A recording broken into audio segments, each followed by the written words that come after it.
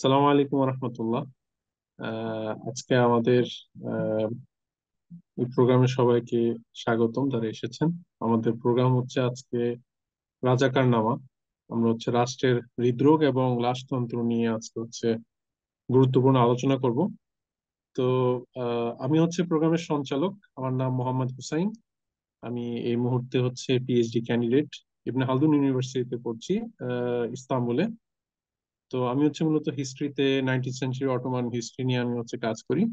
তবে হচ্ছে বাংলাদেশ এবং বাংলাদেশের জিওপলিটিক্যাল ইস্যু নিয়ে আমি লেখালেখি করি, এবং প্রায় আমি বেশ কিছু পত্রিকায় লেখালেখি করেছি আর কি। তো আজকে আমাদের সাথে যারা আলোচক হিসেবে আছেন তাদেরকে আমি আগে একটু পরিচয় করে দিতে চাচ্ছি। তো আমাদের সাথে হচ্ছে প্রথম যিনি আলোচনা করবেন উনি হচ্ছেন আমাদের তরিকুল হুদা, জনাব তরিকুল হুদা। উনি হচ্ছে একজন চিন্তক এবং রাজনৈতিক বিশ্লেষক। দর্শন, রাজনীতি, তত্ত্ব, ইতিহাস, সাইকোঅ্যানালিসিসের সাথে ক্রিটিক্যাল থিওরি এর ইন্টারডিসিপ্লিনারি রিডিং, এবং তার আগ্রহ হচ্ছে এসবগুলো তার আগ্রহের কেন্দ্র। বুদ্ধিভিত্তিক নানা সংগঠন পরিচালনা করেছেন এবং বর্তমানে মাইলস্টোনস জার্নালের বিশেষ এডিটর হিসেবে আছেন। তো আপনারা সবাই জানেন যে আজকের প্রোগ্রাম হচ্ছে প্রোগ্রাম আয়োজক হচ্ছে milestones journal, commentary on the Islamic world. তো তারেক ভাই, আপনাকে সালাম। আহ, ওয়ালাইকুম আসসালাম রহমতুল্লাহি ওয়া তো আমাদের দ্বিতীয় আলোচক হচ্ছেন ডক্টর তানজিন রাশিদ দোহা, যিনি হচ্ছেন অ্যানথ্রোপোলজিস্ট এবং ইউনিভার্সিটি অফ পিটসবার্গ এর শিক্ষক। আহ, তিনি হচ্ছেন মাইলস্টোনস জার্নালের জেনারেল এডিটর। তো ওনার অনেক লেখা আছে এবং হচ্ছে অনেক পডকাস্ট আছে। উনি খুবই অ্যাক্টিভ একজন মানুষ। আহ, তো ফর এক্সাম্পল, ওনার একটা পডকাস্টের নাম হচ্ছে এভরিথিং ইজ ফায়ার, এবং হচ্ছে ইসলাম এবং সেকুলারিজমের অ্যানথ্রোপোলজিক্যাল বিষয়গুলো নিয়ে উনি হচ্ছে বেশ লেখালেখি করেছেন। তো তানজিন ভাই, আপনাকে আসসালামু আলাইকুম। ওয়ালাইকুম আসসালাম রহমতুল্লাহ। তো আমাদের তৃতীয় আলোচক হচ্ছে আহ, আব্দুর রহমান বারী। আব্দুর রহমান বারী হচ্ছে একজন প্রাবন্ধিক, সম্পাদক ও ইন্ডিপেন্ডেন্ট রিসার্চার।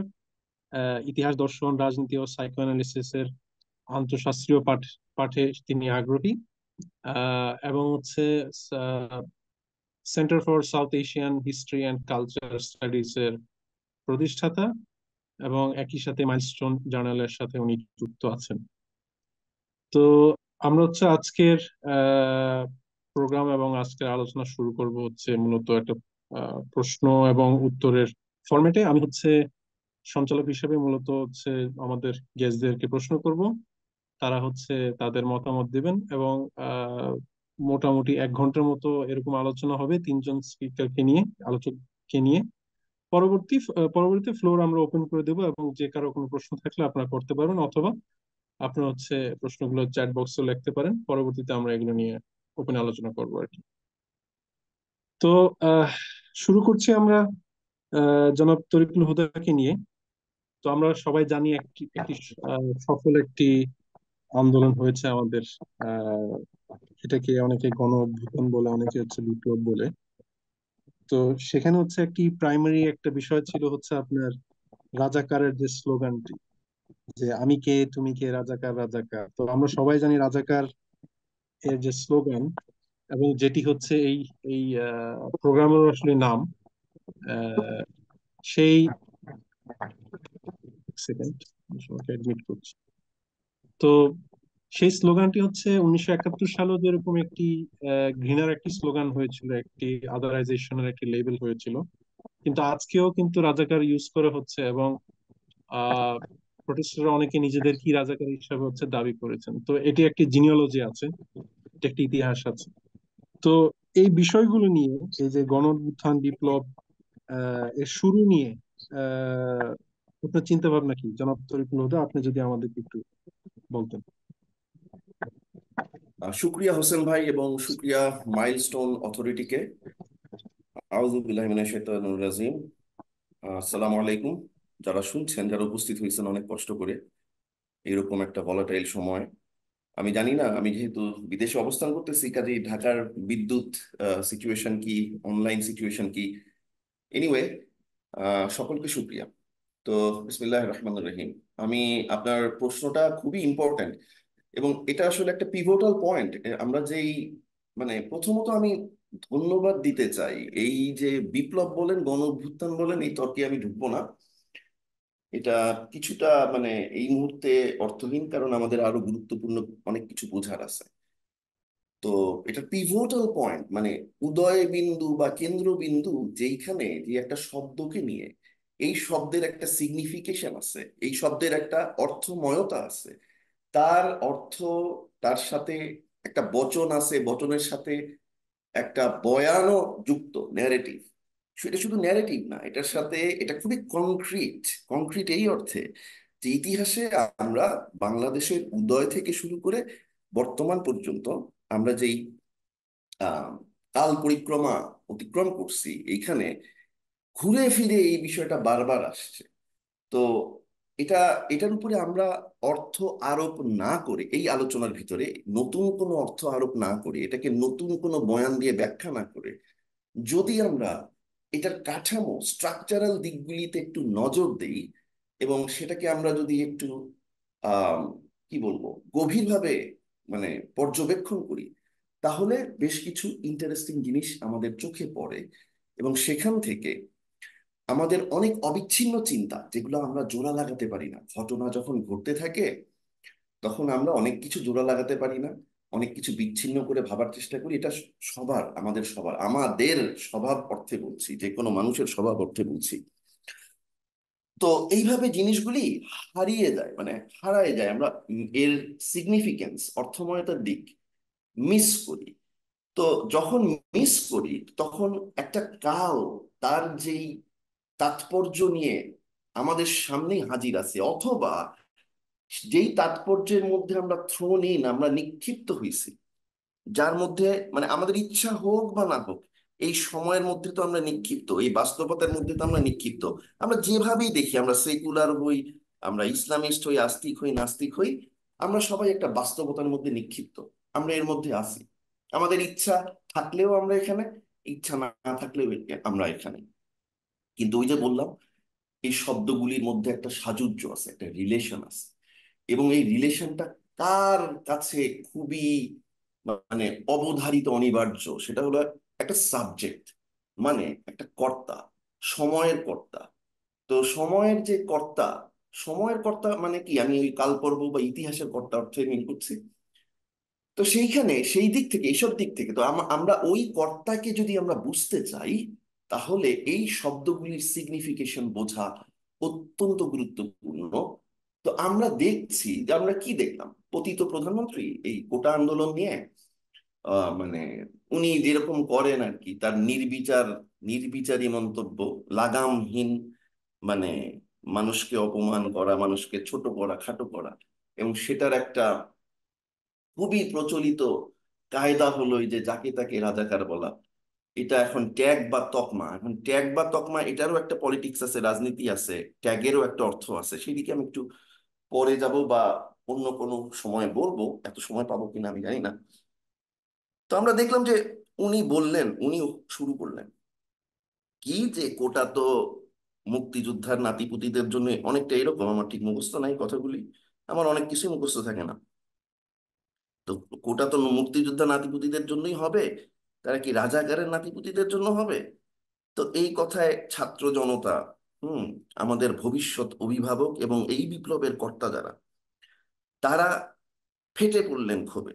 এবং তারা একটা স্লোগান দিলেন, তুমি কে আমি কে, রাজাকার রাজাকার। আমি হঠাৎ করে ঘুম থেকে উঠে, আমি অনেক সময় আমার অনেক ইতিহাসের অনেক কিছু ঘটে যায় আমি ঘুম থেকে ওঠার পরে। তো এইটা আমার একটা খুব মজার বিষয়। তো আমি ঘুম থেকে উঠে হঠাৎ দেখলাম যে কি ব্যাপার, এই স্লোগানে ফেসবুক পুরা মানে মৌ মৌ করতেছে, ব্যাপার কি? তো দেখলাম যে এরকম স্লোগান দিচ্ছে আন্দোলনের শরিক যারা, তারা সবাই মিলে। তো ঠিক আছে, আমি তখন এই স্লোগানটা শুনলাম, শুনে বোঝার চেষ্টা করলাম যে ঘটনা কিভাবে ঘটতেছে। কিছুক্ষণ পরে বা কয়েক মানে কিছু সময় পরে অতিবাহিত হওয়ার পরে দেখলাম যে তুমি কি আমি কে, রাজাকারের সাথে আবার আরেকটা স্লোগান যুক্ত হলো, কে বলেছে, কে বলেছে, স্বৈরাচার স্বৈরাচার। তো বিষয়টা অনেকটা প্রথম মানে শুনে আমার মনে হলো যে একজন বলল যে তুমি কে আমি কে, রাজাকার রাজাকার, মানে আরেকজন এসে বলতেছে, এই না না না না না, তুমি কি আমি কে, রাজাকার মানে বলো কে বলেছে, কে বলেছে স্বৈরাচার স্বৈরাচার। মানে স্লোগানটা উঠতেই কেন জানি এখানে একটা ব্রেক দেওয়া হলো, এখানে টেনে ধরা হলো, পুল করা হলো। হুম। মানে এগুলা আমার কাছে প্রতিভাসিত হচ্ছে, বা আমি মনে করছি, বা আমার কাছে এইভাবে মিনিং গুলি আসছে। একটা ডিসকোর্স যখন তৈরি হয়, তখন বাস্তব অর্থে কি হয়েছিল না হয়েছিল সেটা তো একটা আছেই। তো অবশ্যই সেটা একটা আছে, কে কেন রাজাকার স্লোগান ইউজ করছিল, কোন জায়গা থেকে, সেটা তো একটা আছে। আর আমার কাছে বা শ্রোতা যিনি শুনছেন বা যিনি পড়ছেন, তার কাছে জিনিসটা কিভাবে আসতেছে সেটাও কিন্তু একটা ঘটনা ঘটে।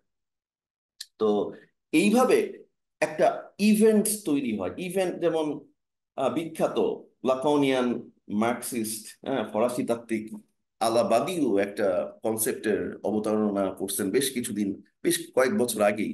উনি বলছেন ইভেন্ট। তো এখন মানে কি এই ইভেন্টের শুরু, ইভেন্ট মানে ঘটনা, আমরা যদি এইভাবে একটা সরল বাংলা করি, এই ঘটনার শুরু কিন্তু ফরচুনেটলি না আনফরচুনেটলি বলবো সেটা আমি জানি না, এই যে রাজাকার শব্দবন্ধনী থেকে, which is very very significant. তো এই রাজাকার প্রধানমন্ত্রী, পতিত প্রধানমন্ত্রী, এটা একভাবে বললেন। আরেক দল বিপ্লবের কর্তা, অভ্যুত্থানের কর্তারা বলছেন তুমি কে আমি কে, রাজাকার রাজাকার। তারপরে আবার এর সাথে যুক্ত হলো অন্য কোনো উদ্দেশ্যে বা অন্য কোনো ভাবে, বা এটাকে সাপ্লিমেন্ট করার জন্য একটা নির্দিষ্ট গ্রুপ থেকে, যে কে বলেছে, কে বলেছে স্বৈরাচার স্বৈরাচার। তো এখন আমরা যদি একটু সেমিওটিক্স বা ভাষাতত্ত্ব বা সাইকোঅ্যানালিটিক্স এই জায়গা থেকে দেখি, ওই যে আমি বললাম কর্তা, তো কর্তার আলাপটা পাশ্চাত্য দর্শনে সাবজেক্টিভিটি, এটা খুবই গুরুত্বপূর্ণ একটা আলাপ। মানবীয় উপস্থিতি নানাভাবে নিরূপণ করা হয়। তো তার মধ্যে একটা গুরুত্বপূর্ণ মেথড হইলো যে সাবজেক্টিভিটি। যেমন কোন বিপ্লব, মানে এই যেমন মানে একটা খুব হেগেলের একটা খুব চমৎকার উক্তি আছে, সেটা হলো কি, যে সন্ধ্যা যখন ঘনায় আসে, পেঁচা তখনই পাখা মেলে। হ্যাঁ, তা আউল অফ মিনারভা, এটা একটা খুব বিখ্যাত উক্তি। তো এটা হলো কি একটা নির্দিষ্ট সময় ইতিহাসের মধ্যে একটা কর্তা আকার আবির্ভূত হয়। তো হেগেল যখন নেপোলিয়নকে এরকম ইউরোপের ইতিহাসের একটা গুরুত্বপূর্ণ কর্তা আকারে আবির্ভূত হইতে দেখছেন, এবং সেটা নিয়ে উনি বয়ানও দিচ্ছেন। তা আমরা এখানে এমন একটা কর্তার আবির্ভাব দেখি, যারা কিনা শব্দের, ল্যাঙ্গুয়েজের ওই ব্যারিয়ারটা ভেঙে ফেলে। হ্যাঁ, রাজাকার মুক্তিযোদ্ধা, তো তারা টেম্পোরারি হলেও, ক্ষণিকের জন্য হলেও, অকস্মাৎ, অ্যাক্সিডেন্টলি, হোয়াট এভার, ভুল করে, শুদ্ধ করে, হোয়াট এভার, তারা বলেই ফেলে। এটা কিন্তু এখন হিস্ট্রির অন্তর্গত, ডিসকোর্সের অন্তর্গত। সেটাকে তুমি কে আমি কে, রাজাকার রাজাকার। তো আমরা এই জায়গা থেকেই শুরু করব রাজাকার নামা। তো এটাই আমার প্রস্তাব। তো এখন সিগনিফিকেশনের একটা মানে অনিশ্চয়তা আছে, যে কোনো অর্থময়তার এর মধ্যে অনিশ্চয়তা থাকে। এখানে কিছু দৈব বিষয় থাকে, কিছু অ্যাক্সিডেন্ট থাকে, অনির্ণেয়তা থাকে, অনির্দিষ্টতা থাকে। এটা একেবারে গাণিতিক একটা আইডেন্টিটি, 2 = 2 এরকম ঠিক না, বা 2+2 = 5 এরকম ঠিক না। তো হুবহু নিয়ম মেনে সব হয় না। বিপ্লবী ইভেন্ট তো আরোই না। হ্যাঁ। তো তাহলে এই যে এর গতি প্রকৃতি, এর কাঠামো, এর চলন বলন আমরা যদি পর্যবেক্ষণ করি, তাহলে এই যে গণবিপ্লব হলো বাংলাদেশে, এই যে এই সময় 2024-এ আমরা পদার্পণ করলাম, এর সাথে এর সম্পর্কটা কি, এবং এখানকার যে পেঁচা যখন পাখা মেলে, হ্যাঁ, পেঁচা তো দিনের বেলা ভর দুপুরে পাখা মেলে উড়ে বেড়ায় না, তাই না? একটা নির্দিষ্ট সময় কালেই তার আবির্ভাব হয়। তো এই এই যে একটা কর্তা সত্তার আবির্ভাব হলো, যারা আমি কে তুমি কে, রাজাকার রাজাকার, সেটা যেভাবেই হোক, যে কারণেই হোক, বলতে পিছপা হয় নাই। হ্যাঁ, একটা এজ ওল্ড ঘৃণা, একটা এজ ওল্ড একটা আহ রিরি করা ভাব, রাজাকার ওরে বাবারে এত খারাপ জিনিস, এটাকে তারা সামহাউ ব্রেক করছে, বা সামহাউ এটাকে তারা ব্রেক করেও নাই বা করতেও চায় নাই, ব্রেক হয়ে গেছে। এই যে একটা অনির্দিষ্টতা এখানে, এটা যদি আমরা প্রথমেই বুঝতে চাই, তাহলে আমাদেরকে বুঝতে হবে মাস্টার সিগনিফায়ার বলে সেমিওটিক্সে একটা বিষয় আছে, মাস্টার সিগনিফায়ার। তো এই মাস্টার সিগনিফায়ারটা কি? তো তো বয়ান বা বচনে মাস্টার সিগনিফায়ার মানে সে হচ্ছে নেতা, মানে সিগনিফায়ার বা চিহ্ন, শব্দ চিহ্নের মধ্যে সে একটা নিয়ন্ত্রক ভূমিকা পালন করে।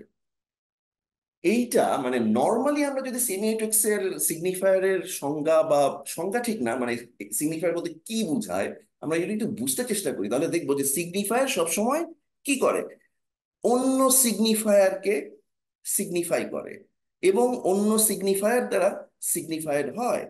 এবং আমরা যদি ডিকশনারি দেখি তাহলে আমরা দেখব যে একটা শব্দের কে যখন বোঝায় তখন আরো অনেক শব্দের সমারোহ ঘটে, তাই না? আমরা ভাষাতাত্ত্বিক মানে ভাবে এটাকে বোঝার চেষ্টা করতেছি।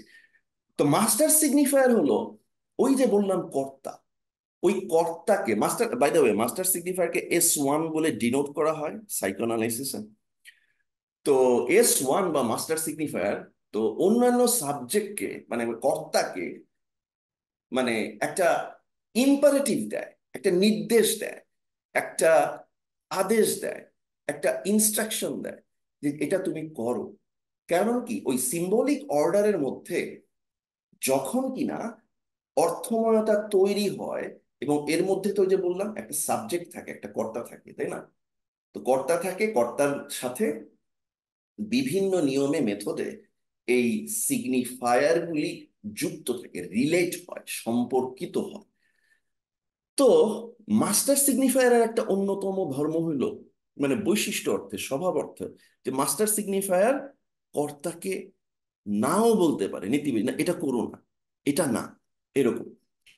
আবার ওই যে বললাম এভরি সিগনিফায়ার, প্রত্যেকটা সিগনিফায়ারই আরেকটা সিগনিফায়ারের দরকার হয়। হুম। তো কেন? এই অর্থটাকে পরিপূর্ণ করার জন্য একটা সিগনিফায়ার একটা শব্দ আরেকটা শব্দ, আমরা ডিকশনারির উদাহরণ দিলাম, এটা সিম্পল। তো তাহলে অর্থটা পরিপূর্ণ হয়। কিন্তু মজার বিষয় হলো S1 মানে মাস্টার সিগনিফায়ার এমনই একটা শব্দ বা শব্দ চিহ্ন যাকে যে অন্য সিগনিফায়ার দ্বারা তাকে সরাসরি নিরূপণ করা যায় না, তার মধ্যে একটা অনির্ণয়তা থাকেই। যেমন আমরা একটা উদাহরণ দিতে পারি, যেমন দ্য গড, হ্যাঁ ঈশ্বর। হুম। এটা হলো একটা মাস্টার সিগনিফায়ার। তো মাস্টার সিগনিফায়ার যদি বলি ঈশ্বর, তো হঠাৎ করে কেউই বলতে পারবে না যে ঈশ্বর কি। হুম। তো এখানে দেখা যাচ্ছে যে একটা গ্যাপ পড়ে, প্রবলেম হয়ে যায়, একটা মানে কি বলবো, এই যে ফাঁকা জায়গা তৈরি হয়, যাকে আমরা যদি এখন একটা আম, কাঁঠাল, কলা, টেবিল এসব বলি, এগুলো কিন্তু মাস্টার সিগনিফায়ার না, কারণ আমরা ইজিলি অন্য সিগনিফায়ার দিয়ে এদেরকে ব্যাখ্যা করতে পারি। কিন্তু মাস্টার সিগনিফায়ার হলো অন্য সিগনিফায়ার এখানে অপ্রতুল হয়ে যায়। হুম। একটা ল্যাগ তৈরি হয়, সহজে বোঝানো যায় না। সো মাস্টার সিগনিফায়ার করে কি, তার একটা বাইনারি সিগনিফায়ার, মানে তার সাথে সম্পর্কিত এমন কোনো সিগনিফায়ার থাকতে পারে, সেটা দিয়ে সে তার এই ইনকমপ্লিটনেসটাকে পূরণ করার চেষ্টা করে। ঠিক আছে? তো এখন এই ইনকমপ্লিটনেস থেকে পূরণ করার চেষ্টা সবসময় নাও হতে পারে, মানে বেশিরভাগ সময় বা বলা যেতে পারে এটা সর্বসময় ব্যর্থ হয়, এটা দিয়ে সিগনিফিকেশনটা, অর্থময়তাটা, পরিপূর্ণতাটা আসে না। সেই সময় সে যেটা করে সেটা হলো সে একটা ছেদ চিহ্ন দেয়। হুম। একটা দাড়ি দিয়ে দেয়, একটা ফুল স্টপ দিয়ে দেয়, পিরিয়ড দিয়ে দেয়। পিরিয়ডের উদাহরণ তো আমরা বলতেই পারি, একটা ফুল স্টপ, মানে একটা ওয়ার্ডকে এখানে আমরা থামাই দিলাম। আমরা মাস্টার সিগনিফায়ার যখন আমরা ইউজ করতেছি, হুম, যেমন ওই যে বলি গড, তো সেটা দিয়ে আমরা যখন পাচ্ছি না এটাকে কমপ্লিট করতে, অন্যান্য শব্দের ভিতর দিয়ে অন্যান্য শব্দ যুক্ত করে, অন্যান্য শব্দ চিহ্নের সাথে রিলেট করে, তখন আমরা কিছু দূর ট্রাই করার পর ওখানে একটা ফুল স্টপ দিই। এই ফুল স্টপটা কখনো নেতিবাচক বা নেগেটিভিটির মধ্যে দিয়ে হইতে পারে। কিরকম? যেমন দ্য গড, একই মাস্টার সিগনিফায়ার, আমরা বললাম কি the god is not a created material being, full stop. তাহলে এই যে ম্যাটেরিয়াল বিং গড না, এটা কি নেতিবাচকতা না? মানে ঈশ্বর কি আমরা সরাসরি বলতে পারতেছি না, কিন্তু সেটা এই না বলতে পারাটা ঈশ্বর কি না এর ভিতর দিয়ে আমরা বলার চেষ্টা করতেছি। তো এখন আমরা দেখবো যে মাস্টার সিগনিফায়ার কে যদি আমরা আমাদের বাংলাদেশের এই ইতিহাসের চর্চার ভিতরে আনি, মানে ইতিহাসের পর্যবেক্ষণ এবং ব্যাখ্যা এবং এটাকে এই বুঝাবুঝির ভিতরে আনি, তাহলে মুক্তিযোদ্ধা, স্বাধীনতা এগুলো মাস্টার সিগনিফায়ার হতে পারে। তো আমরা মুক্তিযোদ্ধা মাস্টার সিগনিফায়ার যদি হয়, তো মুক্তিযোদ্ধার একটা নর্মাল সিগনিফিকেশন হইতে পারতো। এটা এটা কি উচিত কি অনুচিত সে আলাপে আমরা যাচ্ছি না, আমরা অবজেক্টিভলি থাকার চেষ্টা করতেছি। এই মুক্তিযোদ্ধা বিষয়টা, শব্দটা, শব্দবন্ধনী দিয়ে যেমন কোট আনকোট মুক্তিযোদ্ধা, এই জিনিসটা আমরা কিন্তু মাস্টার সিগনিফায়ার না, একে না পরিণত করেও, মাস্টার সিগনিফায়ার না পরিণত করেও নর্মাল সিগনিফিকেশনের মাধ্যমে একে বুঝতে চেষ্টা করতে পারতাম। মুক্তিযোদ্ধাকে যারা স্বাধীনতা যুদ্ধ করছে, মুক্তিযোদ্ধাকে যারা মানে সশস্ত্র যুদ্ধের মাধ্যমে বিজয় মানে ছিনিয়ে আনছে, ইত্যাদি ইত্যাদি। কিন্তু এই যে এটার আরেকটা ব্যবহার হলো মাস্টার, এই এই এই ব্যবহার যেগুলি আমি বললাম, বিজয় ছিনিয়ে আনছে, স্বাধীনতা যুদ্ধ করছে, এগুলা কিন্তু মুক্তিযোদ্ধার মাস্টার সিগনিফায়ার রূপে ব্যবহার করা না।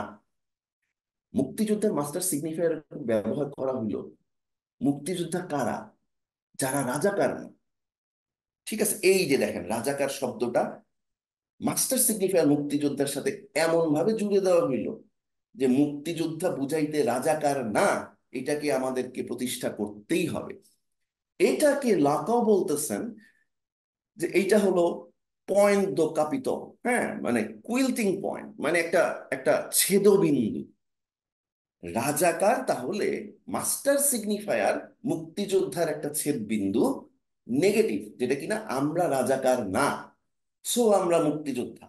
এই যে এখন আপনি ফেলেন এই ইয়ের মধ্যে, কোটা বিতর্কের মধ্যে, প্রধানমন্ত্রী ইয়ের মধ্যে ও বলতেছে না, উনি বলতেছেন আর কি যে না, কোটা তাদেরকে দেওয়া যাবে না, তারা তো মুক্তিযোদ্ধা না, তারা রাজাকার।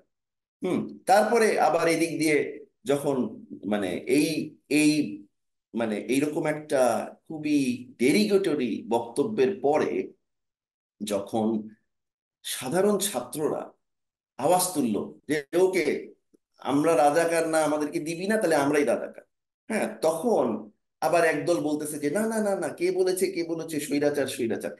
এইভাবে দেখেন এই জিনিসগুলো কেন হচ্ছে আসলে, কারণ কারণ মুক্তিযোদ্ধা এই শব্দটাকে মাস্টার সিগনিফায়ার আকারে ব্যবহার করে রাজাকারকে ইউজ করা হলো কুইল্টিং পয়েন্ট বা ছেদবিন্দু আকার।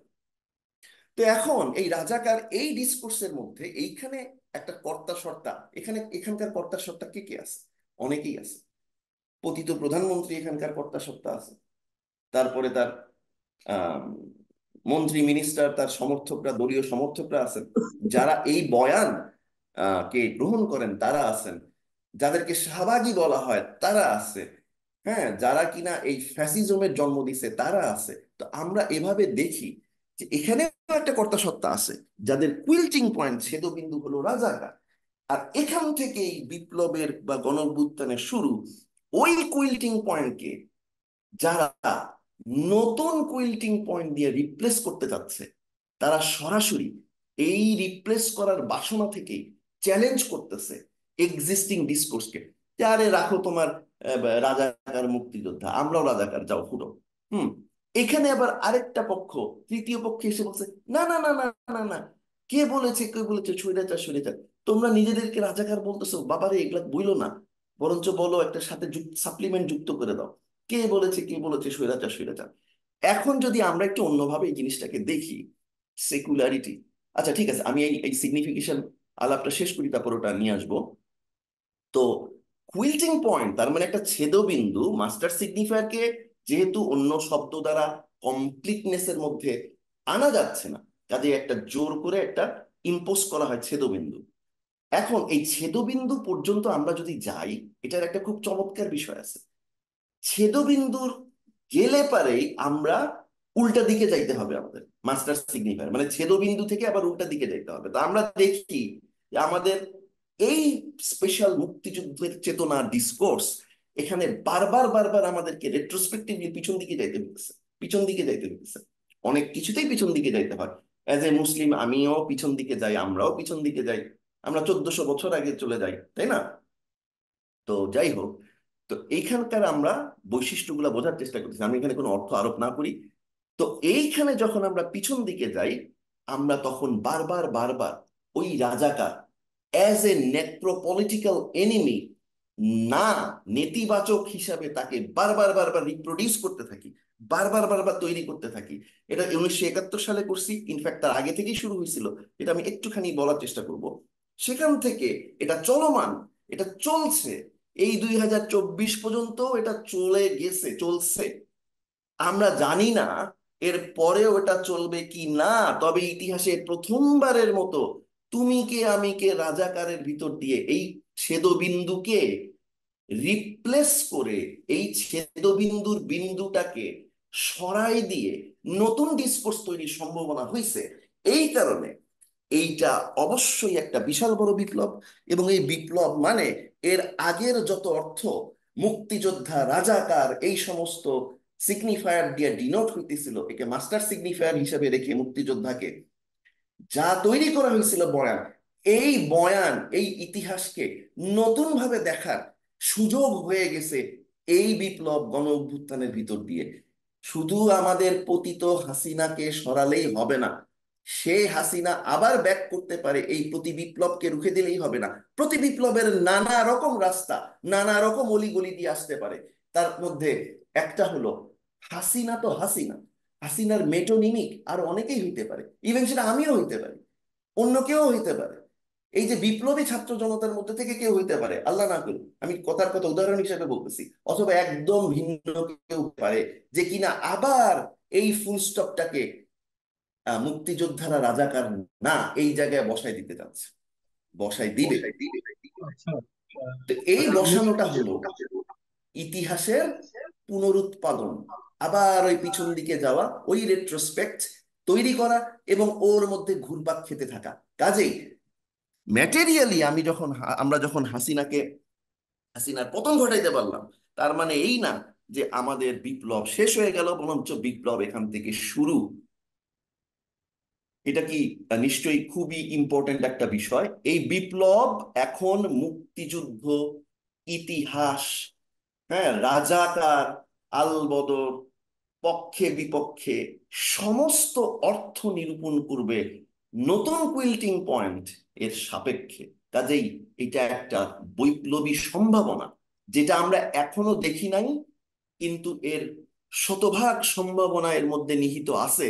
আমাদের মেহনত করে আমরা যদি সেই দিকে নিয়ে যেতে পারি, তাহলে অবশ্যই আমরা এখান থেকে এমন এক ইতিহাস তৈরি করতে পারবো, যেই ইতিহাস এই 50 বছরেরও বেশি সময় ধরে তৈরি হয় নাই, কিন্তু হাজার হাজার মানুষের রক্ত স্নাত হয়ে গেছে, আমাদের হাত, মাথা, চুল ভিজে গেছে। আমরা কি এই লাশগুলোর দিকে তাকায় একবারও কি আমাদের এই বোধোদয়টা হবে না? আমরা কি আগের সেই মাস্টার সিগনিফিকেশন প্রক্রিয়াকে রিপিট করতেই থাকবো? আচ্ছা, এখানে আমি আবার ফিরে আসি। তাহলে সবকিছুই নতুন করে ইন্টারপ্রেট করার নতুন কুইল্টিং পয়েন্ট বা ছেদবিন্দু ইতিহাসের নিরূপণ করার সুযোগ আমরা পেয়ে গেছি। ধন্যবাদ যারা এই বিপ্লব এবং গণ অভ্যুত্থানকে সফল কাম করছেন, আল্লাহ পাক যাদেরকে এই তৌফিক দান করছেন। আচ্ছা, এই যে আমরা তাহলে নতুন, তাহলে কিছুটা আমরা চেষ্টা করি, যে জাস্ট উদাহরণ আকারে বলছি, যে নতুন আমরা কিভাবে কি করতে পারি। যেমন ধরেন আমি একটা স্লোগান, মানে র্যান্ডমলি এখন একটা স্লোগান দিলাম, মানে এটা বলতে বলতে আমার মাথায় আসলো, আলহামদুলিল্লাহ, যে রাজাকার মুক্তিযোদ্ধা ভাই ভাই, স্বাধীন সুসংহত সুরক্ষিত বাংলাদেশ চাই। এই স্লোগানটা হয়ে যেতে পারে একটা বৈপ্লবী স্লোগান। কারণ এইরকম স্লোগান কি আমরা 50 বছরে দেখছি? রাজাকার মুক্তিযোদ্ধা ভাই ভাই কি কয়? এটা তো একদম কি বলবো, টোটালি অ্যান্টাগনিস্টিক দুইটা টার্ম, এরা এরা ভাই ভাই হয়ে গেল। হ্যাঁ, আমরা এমনই একটা বিপ্লব করছি যেন এইরকম একটা স্লোগানকে মুক্ত করার মতো বাস্তবতা, কংক্রিটনেস আমরা দেখতে পাচ্ছি। মজার বিষয় হলো, ইতিহাসে এইগুলা ছিল, কিন্তু সেই ইতিহাসকে ওই মাস্টার মুক্তিযোদ্ধার মাস্টার্স ডিসকোর্স যেটা ছিল, সেই ইতিহাসকে সম্পূর্ণ ঢেকে রাখছে, সম্পূর্ণ গোপন করে ফেলছে, আয়না ঘরে গুম করে দেয় দিছে। যেমন মানুষজনকে, রক্ত মাংসের মানুষজনকে ইতিহাসের সত্য এরকম করে আয়না ঘরে চালান করে দিয়ে রাখছে। আমরা যদি দেখি শহীদ প্রেসিডেন্ট জিয়াউর রহমানের সংবিধান, তার একে জাতীয়তাবাদ বলে, আসলে এটা অবশ্যই জাতীয়তাবাদ না, কোনো অর্থে জাতীয়তাবাদ না, এটা হচ্ছে দেশাত্মবাদ। তো তার যে দেশাত্মবাদ ছিল সেটা বাংলাদেশী জাতীয়তাবাদ নামে, সেটার ভিতরে এই রাজাকার মুক্তিযোদ্ধা ভাই ভাই চলে আসছিল। অথচ জিয়াউর রহমান শহীদ হওয়ার পরে আস্তে আস্তে আস্তে আস্তে সেটাকে ধামাচাপা দেওয়া হয়েছে। তো এখন হাসিনার পতনের এই জায়গায় দাঁড়ায় আমার দাবি হলো, আমরা এই পতনকে যদি রিফ্লেক্ট করতে না পারি আমাদের ভাষার ভিতরে, আমাদের বয়ানের ভিতরে, আমার ইতিহাসের মধ্যে, আমার যেই ইতিহাসকে দেখার বোঝার বোধ, সেই বোধের ভিতরে, তাহলে এই বিপ্লব প্রতি বিপ্লব হয়ে আবারও ফিরে আসবে। এবং মজার বিষয় হলো, এই যে আমরা ফ্যাসিজম ফ্যাসিজম বলি, বাংলাদেশের ইতিহাসে ফ্যাসিস্ট জায়গাটাই হলো এই ছেদবিন্দুটা, মুক্তিযোদ্ধা রাজাকার না। এবং এটাকে বারবার বারবার বিমূর্ত ভাবে তৈরি করার ভিতর দিয়ে এখানে আরো অনেক সাপ্লিমেন্টারি পয়েন্ট আছে যেগুলা এর সাথে যুক্ত হয়েছে। সেগুলো আমি কিছু কিছু, যেমন ধরেন বামপন্থী যে বয়ান এবং ধর্ম এবং রাজনীতির সম্পর্কের জায়গার দিক দিক থেকে ওই যে বয়ান এবং তার পদ্ধতি, এই ফ্যাসিজম, এই ছেদবিন্দু, ফ্যাসিস্ট ছেদবিন্দু নির্ণয়ে সহায়ক ভূমিকা হিসেবে পালন করছে। সেটা কি? সেটা হলো, বামপন্থীরা বলেন যে আমরা আইডেন্টিটি পলিটিক্স চাই না। হুম। তো কাজেই কি রাজাকার মানে ওই যে না রাজাকার, মানে মুক্তিযোদ্ধারা রাজাকার না, এই রাজাকার মানে এর মধ্যে আবার ওই সিগনিফিকেশনটাও ইনক্লুডেড। সেটা কি? এরা তো আইডেন্টিটি পলিটিক্স করে, এরা সাম্প্রদায়িক, এরা হচ্ছে কমনাল, এরা ধর্মান্ধ। এই শব্দগুলার মেটোনমিক, এই শব্দগুলা তো আমরা এতকাল ধরে আক্রমণ করছি ক্লান্তিকর এই মানে শাব্দিক খেলা। হ্যাঁ, খেলা হবে বলতে বলতে আমরা এই শব্দের মধ্যেই খেলতেছি, 50-এর বেশি বছর হয়ে গেছে, উইচ ইজ ভেরি মাচ টায়ারসাম। তো এখানে একটা ছিল হলো যে শব্দের খেলা। তো এই রাজাকারদেরকে এক সময় বলা হতো সাম্প্রদায়িক, ধর্মান্ধ, মৌলবাদী। সেটা চেঞ্জ হয়ে 111-এর মধ্যে বৈশ্বিক, এই যে আপনারা রিলেট করতে যে আমরা যদি শিখি, তাহলে দেখবো যে একটার সাথে একটা কত ভাবে রিলেট হয়ে আছে। এই রিলেটের জিগসো পাজল যদি আমরা মিলাইতে পারি, এই পাজল মিলানোর মধ্যে দিয়েই আমরা আসলে আমাদের ভাষা, চিন্তা, চেতনার কাঠামোর মধ্যে নতুন বৈপ্লবিক মুহূর্তকে ট্রান্সফার করতে পারবো। তা না হলে আমি বললাম বারবার, ওই ফ্যাসিস্ট ছেদবিন্দু, ওই কুইল্টিং পয়েন্ট, ওই পয়েন্ট দো কাপিতো বারবার রিটার্ন করবে, এবং আমরা বারবার হাসিনা 1, হাসিনা 2, হাসিনা 3 এরকম দেখতে থাকবো। তো কাজেই রাজাকার মুক্তিযোদ্ধা ভাই ভাই, স্বাধীন সুসংহত সুরক্ষিত বাংলাদেশ চাই, এই লক্ষ্যকে সামনে নিয়ে আমরা কিভাবে আগাইতে পারি? তো এটা খুবই একটা বাকওয়াজ দাবিও হইতে পারে, আমার ভুলও হইতে পারে, এগুলো আমি জানি না, আমি জাস্ট থ্রো করছি। ঠিক আছে? তো এখানে দেখেন, এখানে আমি যদি একটা উদাহরণ দিই নতুন আমরা কিভাবে তৈরি করব, তো ওই যে যেটা বলছিলাম, ধর্মান্ধ, সাম্প্রদায়িকতা, কলোনিয়াল, এই শব্দগুলো এখন নতুন কিছু শব্দ আসছে, এগুলাও আমার মাথায় রাখতে হবে। বলতেছে কি সাংস্কৃতিক ডানপন্থী, বলতেছে যে মুসলিম জাতিবাদী। হ্যাঁ, মানে অদ্ভুত অদ্ভুত অদ্ভুত সেই বিমূর্ত শিল্পকলা। শিল্পকলা একটা খুব ইন্টারেস্টিং দিক, সেটা হলো মাস্টার সিগনিফিকেশন, এই যে ইনকমপ্লিট, হ্যাঁ, তাকে আমরা কুইল্টিং পয়েন্ট, একটা ছেদবিন্দু দিয়ে তাকে থামাই দিতে পারি। শিল্পকলা বা তরিকুল্লাহ ভাই, আর্টের ক্ষেত্রে তরিকুল্লাহ এই, ভাই, জি বলেন। হ্যালো। হ্যাঁ, হ্যাঁ, আমাদের হ্যাঁ, অলরেডি মানে স্পিকার আরো দুইজন আছে, তো আমি আপনাকে তাহলে আরেকটা প্রশ্ন করি, তারপর আমরা স্পিকার চেঞ্জ করি নাকি, যেহেতু শিওর শিওর অলরেডি। শিওর, বলেন বলেন, অসুবিধা নাই, সরি আমি একটু লম্বা হয়ে যেতেছে, এনিওয়ে হ্যাঁ না, বলেন। ঠিক আছে। ইনশাল্লাহ মানে হয়তো ইয়েতে এই প্রশ্নগুলো আসবে আর কি আমাদের কিউএনএ তে। মানে আমি আপনার থেকে একটা জিনিস জানতে চাচ্ছি আর কি। ধরেন এই যে আপনি চেঞ্জ গুলোর কথা বলতেছেন, অনেকে তো ধারণা করছে যে সংবিধানের মাধ্যমে হয়তো এই চেঞ্জ গুলা তারা দেখবে আর কি।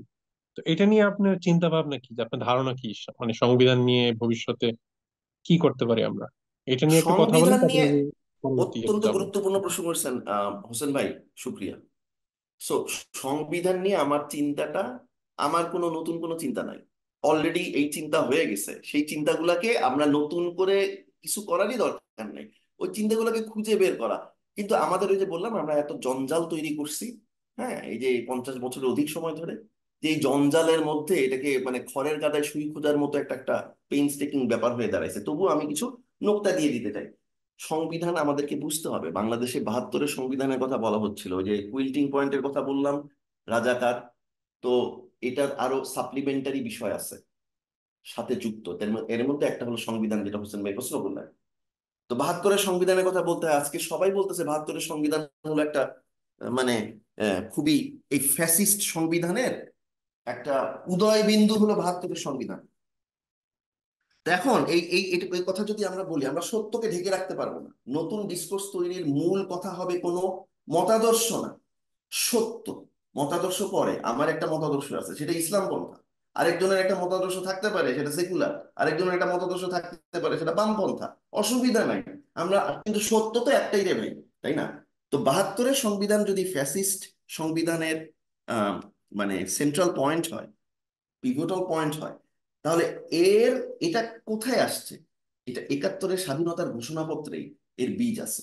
তো আমাদের এখানে কিছু অবসকিউরেন্টিস্ট আমি বলবো, এবং কিছু রেটোরিশিয়ান, বাকোয়াসি যারা খুব বেশি বলে, তারা বলে 71-এর ঘোষণাপত্র আর 72-এর সংবিধান আলাদা।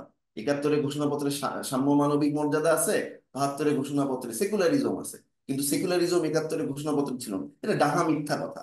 প্রথমত, এই সংবিধানটা মূল ব্লুপ্রিন্ট দিচ্ছেন হলো সুব্রত রায় চৌধুরী। হ্যাঁ, উনি একজন নামকরা ব্যারিস্টার, ইন্দিরা গান্ধীর একজন উপদেষ্টা ছিলেন। উনি এটার ড্রাফট ফাইনাল অ্যাপ্রুভ করছেন। এটা প্রথম প্রথম লিখছিলেন তারা। এর মধ্যে একজন আছেন আমাদের সুপরিচিত ব্যারিস্টার আমিরুল ইসলাম সাহেব। আমিরুল ইসলাম সাহেব সরাসরি মার্কিন সংবিধান থেকে অনুপ্রেরণা নিয়ে উনি উনার মেমোয়ারের মধ্যে লিখছেন এটা, যে আমি যখন এটা লিখি, তখন ওই যে মুজিবনগরে বসে বসে, তখন আমার মাথার মধ্যে আর কিছুই কাজ করতেছিল না, মার্কিন সংবিধান ছিল। তো একদিকে মার্কিন সংবিধান, আরেকদিকে হচ্ছে সুব্রত রায় চৌধুরীর প্রেসক্রিপশন, এই দুইটা মিলে হয়েছে ঘোষণাপত্র। তো এপ্রিল, এতে এপ্রিল ঘোষণাপত্রে কি আছে? সাম্য মানবিক মর্যাদা। আরে ভাই, সাম্য মানবিক মর্যাদা এটা অনেক বড় বিষয়, মানে লিখতে অনেক স্পেস লাগে। এটাকে ছোট করে ত্রিভুজের তিন বাহুর সমাহার, সাম্য মানবিক মর্যাদা সামাজিক ন্যায় বিচার, এই তিন বাহু এক করলে যে ত্রিভুজটা হয়, সেই ত্রিভুজের নাম কি? সেকুলারিজম। সেটাই 72-এর সংবিধানে আছে। কাজে এই ধরনের চাপাবাজি, বাকোয়াসি, হুম, এগুলা বাদ দিতে হবে। আমাদেরকে খুব নির্মোহ ভাবে এটাকে দেখতে হবে। আমি বলবো, এটা আমি যেটা দেখছি, যেটা সত্য, এটা কেউ চ্যালেঞ্জ করতে পারেন, কোনো সমস্যা নেই। আমি ঘন্টার পর ঘন্টা তার সাথে তর্ক করতে পারবো, যে কেউ করতে পারেন। সেটা হলো, বাংলাদেশে এই রকম অলরেডি ঘটনা ঘটছে। সেটা হলো শহীদ প্রেসিডেন্ট জিয়া রহমানের সংবিধানের মধ্যে, ওখানে 72-এর সংবিধান, 71-এর ঘোষণাপত্রে যে প্রবলেমটা ছিল, সেই প্রবলেমটা উত্তরণ করানো হচ্ছে। সাম্য মানবিক মর্যাদা কি ইম্পর্টেন্ট না? অবশ্যই ইম্পর্টেন্ট, কিন্তু সেটাকে তার জায়গায় রাখতে হবে। তো সেটাকে ভ্যালোরাইজেশনের মাধ্যমে, সেটাকে মহিমা আরোপণ করার মাধ্যমে তাকে তো পর্বত শৃঙ্গ নিয়ে গেলে হবে না, তাই না? মানে ওই জিয়া রহমানের সংবিধান ছিল সেইটার খুবই একটা উজ্জ্বল দৃষ্টান্ত, অথচ এই আলাপটা আমরা চেপে রাখি। এভাবে চাপলে কিন্তু হাসিনা টু ফেরত আসবে। আমি এটা ভবিষ্যৎবাণী করলাম, এটা লিখে রাখতে পারেন। গেল এক। নাম্বার টু হলো, আমাদের আকাবির, আমাদের শ্রদ্ধার, আমার বাংলাদেশের রুহানি মানে সত্তাকে যদি আমরা বলি, তাহলে আমি বলবো মৌলানা হাফিজি হুজুর, হুম, রহমতুল্লাহ আলাইহি। তো হাফিজি হুজুর সাহেবের যে তওবার রাজনীতি ছিল, এটাও একটা বৈশিষ্ট্য। এটা হচ্ছে সাংবিধানের রুহানি দিক। দেখেন, আমি যে এই যে কিছুক্ষণ আগে যে মাস্টার সিগনিফায়ারে আলাপ করলাম, ওখানে সাবজেক্টিভ সাবজেক্টিভ ডিজায়ার একটা খুব গুরুত্বপূর্ণ অংশ। আমি এটা বলে আপাতত এই আলাপটা শেষ করব, যে আমি এখানে একটা হিন্দু রূপকথার মানে বর্ণনা দিই। হুম, আমি জাস্ট আর 2 মিনিট সময় নিচ্ছি। সেটা হচ্ছে কি, গৌরাঙ্গ, মানে শ্রীকৃষ্ণ যখন শ্রী রাধিকার সাথে লীলা খেলা করতেছেন, উনি শ্রীকৃষ্ণ, তো তার শ্রীকৃষ্ণ হয়ে রাধার সাথে তার যেই প্রেম, সেটার সেই মানে আহ সেটার যে রস আস্বাদন করতে পারছেন, এটা উনার ডেজায়ার পূরণই হচ্ছে, কারণ উনি শ্রীকৃষ্ণ। কিন্তু উনার মাথায় আসলো, উনার চিন্তায় চেতনায় আসলো, উনার ফিলিংসে আসলো, ইনস্টিংক্টে আসলো, কিন্তু শ্রীকৃষ্ণ চাইলো যে রাধা, যেই রাধা হয়ে শ্রীকৃষ্ণ রসাস্বাদন করেন, সেই ফিলিংস আমি কিভাবে পাবো? তো এই চিন্তা যখন আসলো, তখন উনি সাধনার মাধ্যমে গৌরাঙ্গে পরিণত হলেন। এই গৌরাঙ্গ হলো কি? এই গৌরাঙ্গ হলো এমন একটা সাবজেক্টিভিটি, যে কিনা একই সাথে রাধা এবং কৃষ্ণের বাসনা ধারণ করে। তো এখন আমাদেরকে, আমরা এমন একটা জায়গায় আছি যে জায়গাটাতে নতুন ইতিহাস যদি আমরা গড়তে চাই, আল্লাহ পাক যদি আমাদেরকে তৌফিক দান করেন, তাহলে মুক্তিযোদ্ধাদের উচিত হবে রাজাকারের বাসনা ধারণ করা, আর রাজাকারের উচিত হবে মুক্তিযোদ্ধার বাসনা ধারণ করা। এটা খুবই একটা বিমূর্ত কথা মনে হইতেছে, খুবই আর্টিস্টিক কথা মনে হইতেছে, কিন্তু আমাদের ইতিহাসে এটা অলরেডি হয়ে গেছে। সেটাই হলো জিয়াউর রহমানের সংবিধান। আমরা অবশ্যই এটাকে, এখান থেকে আমাদেরকে শিক্ষা লাভ করতে হবে, আমাদেরকে নতুন দিকে তাকাইতে হবে। তো এই হচ্ছে আপাতত আমার কথা। তো শুক্রিয়া সবাইকে, জাজাকাল্লাহ খায়রান। জি, ধন্যবাদ তরিকুল হুদা ভাই আপনাকে খুব মূল্যবান আলোচনার জন্য। তো আমরা এখন পরবর্তীতে হচ্ছে নেক্সট স্পিকারের কাছে চলে যাচ্ছি, আমাদের ডক্টর তানজিম দোহা। তো আমি তানজিম দোহা ভাইকে যে প্রশ্নটা করতে চাচ্ছি সেটা হচ্ছে, এখানে তো আমাদের আন্দোলনের মধ্যে, আন্দোলন থেকে তো অনেক কথাই আমরা শুনছি আর কি। For example, Shahbag Shapla binary, এটা দিন শেষ, সেকুলার বাইনারি, এসব কথা বলা যাবে না। এর আগেও হচ্ছে অনেক আহ, আপনার ধরেন ফর্মুলা আসছে, যেমন -2 ফর্মুলা। ইনফ্যাক্ট আন্দোলনের নামই হচ্ছে, মানে যে যারা মুভমেন্ট মূলত চালাইছেন সেটা হচ্ছে বৈষম্য বিরোধী একটা আন্দোলন। এখানে আমরা একটা ইনক্লুশনের একটা আইডিয়া পাচ্ছি, একটা হিউম্যানিটেরিয়ান ডিসকোর্স একটা পাচ্ছি আর কি। তো এই বিষয়ে আপনার ধারণাগুলো কি আমাদের সাথে যদি শেয়ার করতেন, এবং একটু ডিসকাশন চালাতেন আর কি, তাহলে আমরা সবাই একটু উপকৃত হতাম। জি, তানজিম দোহা ভাই, আপনার কাছে জি, মাইক্রোফোন আপনার ধন্যবাদ। অনুমোদন। আমার কথা শুনতে পারতেছেন? জি জি ভাই, জি, শুনতে শোনা পাচ্ছি শুনতে পাচ্ছি ভালো। পরিষ্কার। আসসালামু আলাইকুম। আউযুবিল্লাহি ওয়ালাইকুম মিনাশ আসসালাম। শাইতানির রাজিম। বিসমিল্লাহির রহমানির রহিম। সবাইকে ধন্যবাদ যারা আসতে পারছেন এবং যারা রেকর্ডেড অডিওটা শুনবেন। মাইলস্টোনস জার্নালে এটা পাবলিশ হবে। হোসেন ভাইকে ধন্যবাদ মডারেটর হিসেবে আসার জন্য। তারেক ভাই বারিকে ধন্যবাদ আজকে এই পার্টিসিপেশন করার জন্য। আমার আসলে ডিপলি কোনো ফিলোসফিক্যাল সেরকম কোনো পয়েন্টস নাই। তারেক ভাইয়ের আম, যেই জিনিওলজি উনি হাজির করছেন রাজাকার নামার মাধ্যমে, সেটা খুবই ইম্পর্ট্যান্ট এবং একটা ইন্টারভেনশন বলা যায়। এখন যেই বাইনারিটা বাংলাদেশের ছাত্র জনতা ভাঙতে পারছেন, মুক্তিযুদ্ধ বনাম রাজাকারের একটা বাইনারি, সেটা খুবই ইম্পর্ট্যান্ট একটা ইভেন্ট। আম, অনেক আলোচনা আমি দেখতে পাচ্ছি, যারা এক্সপার্ট এবং সোশ্যাল মিডিয়াতে বারবার আসতেছেন, তাদের মধ্যে একটা কনভারসেশন হলো এটা কি রেভলিউশন হয়েছে নাকি এটা গণঅভ্যুত্থান, ইত্যাদি ইত্যাদি। তো আমি মনে করি অবভিয়াসলি একটা গণ অভ্যুত্থান হয়েছে। রেভলিউশন হইতে হলে যেই পার্টিকুলার কন্ডিশনস এবং যেই জায়গায় একটা পাবলিকের যাইতে হবে, সেই জায়গায় এখনো আসা হয় নাই, এখনো এটা অবজার্ভ করার সময়। আম, কিন্তু এই সময়টা আসলেই খুবই ইম্পর্ট্যান্ট, কারণ হাসিনার রেজিম যে চলে যাবে এরকম ভাবে, এটা আমি ইমাজিন করতে পারি নাই একটা পার্টিকুলার সময়ে। কারণ যেহেতু আমি ওয়ার অন টেররের উপরে রিসার্চ করি এবং শাপলা যে ম্যাসাকারটা হয়েছিল সেটা নিয়ে আমি কাজ করি, আমি কখনো ইমাজিন করতে পারিনি যে এটা কনস্টিটিউশনালি একটা বাকশালতন্ত্র বাংলাদেশে হাজির ছিল আহ এখন 15 বছরেরও বেশি। সেইটা যে এরকম ভাবে চলে যাবে এবং বাংলাদেশের পাবলিক যে স্টুডেন্ট লেড একটা পাবলিক মুভমেন্ট এরকম ভাবে জিনিসটাকে রিভিল করবে এবং ডেমনস্ট্রেট করবে যে হাসিনাকে তাড়ানো যায়, সেটা আসলে আমি কখনো ভাবি নাই যে সম্ভব ছিল। আম, তো এখন ওয়েদার এই মোমেন্টটা রেভলিউশনারি হবে কি না, সেগুলা আসলে অনেকটাই ফিলোসফিক্যাল প্রশ্ন। কিন্তু কিছু কিছু জিনিস যেগুলি আমার জন্য খুবই ইম্পর্ট্যান্ট বুঝা, সেটা হলো গিয়া যেমন বৈষম্য বিরোধী, বা যেখানে ইনক্লুশন থাকা হবে, ইকুয়ালিটি থাকবে। তো একটা লিবারাল অর্ডারে, নিও লিবারাল অর্ডারে যখন ইনক্লুশন থাকে, সেটা নিয়ে হার্বার্ট মার্কুজের মন্তব্য ছিল রিপ্রেসিভ টলারেন্স নামে। সো টলারেন্সও এক ধরনের রিপ্রেসিভ হইতে পারে। তো এমন কোন টলারেন্স, যেই টলারেন্সে আমার যদি এখন ধরেন আহ বাকশালপন্থীদের টলারেট করতে হয়, তাহলে তো এটা একটা বেসিক্যালি কাউন্টার রেভলিউশনারি টলারেন্স।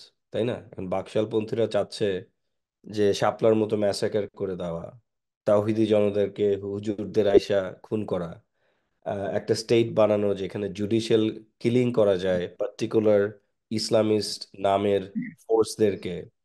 তো সেটাতে টলারেন্স করার কিছু নাই, সেখানে তো আমাদের টলারেশনের।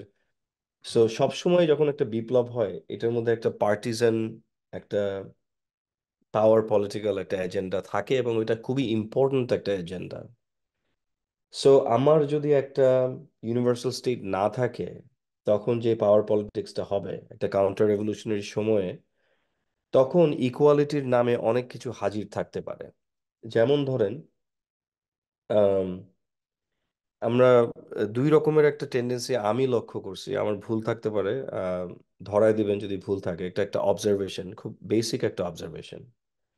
একটা হলো সিভিল সোসাইটি থেকে ইমিডিয়েটলি যখন হাসিনা চলে গেল, -2 যে একটা ফর্মুলা হাজির করছিল 1/11 সময়, সেই ফর্মুলাটা আবার ফেরত আসছে। এখন সবাই কিছু হইলেই, ও শুধু হাসিনা না, বিএনপি জামাতেরও আমরা চাই না, সবাইকেই চলে যেতে হবে, এরকম একটা টেন্ডেন্সি সিভিল সোসাইটির মধ্যে হাজির হয়েছে। এটা হলো appearance of a political feeling, কিন্তু আসলে এটা একটা বিশাল একটা ইম্পর্ট্যান্ট পলিটিক্যাল ইন্টারভেনশন, যেখানে একটা ফ্যাসিবাদী বাকশাল এবং রাজতান্ত্রিক যে রাজনীতি গত 15-17 বছর ধরে হাজির ছিল, সেটাকে কম্পেয়ার করা হচ্ছে এর আগের কতগুলো রেজিমের সাথে, simply because of some basic contingency appearances, যেমন ধরেন করাপশন অথবা এটা সেটা।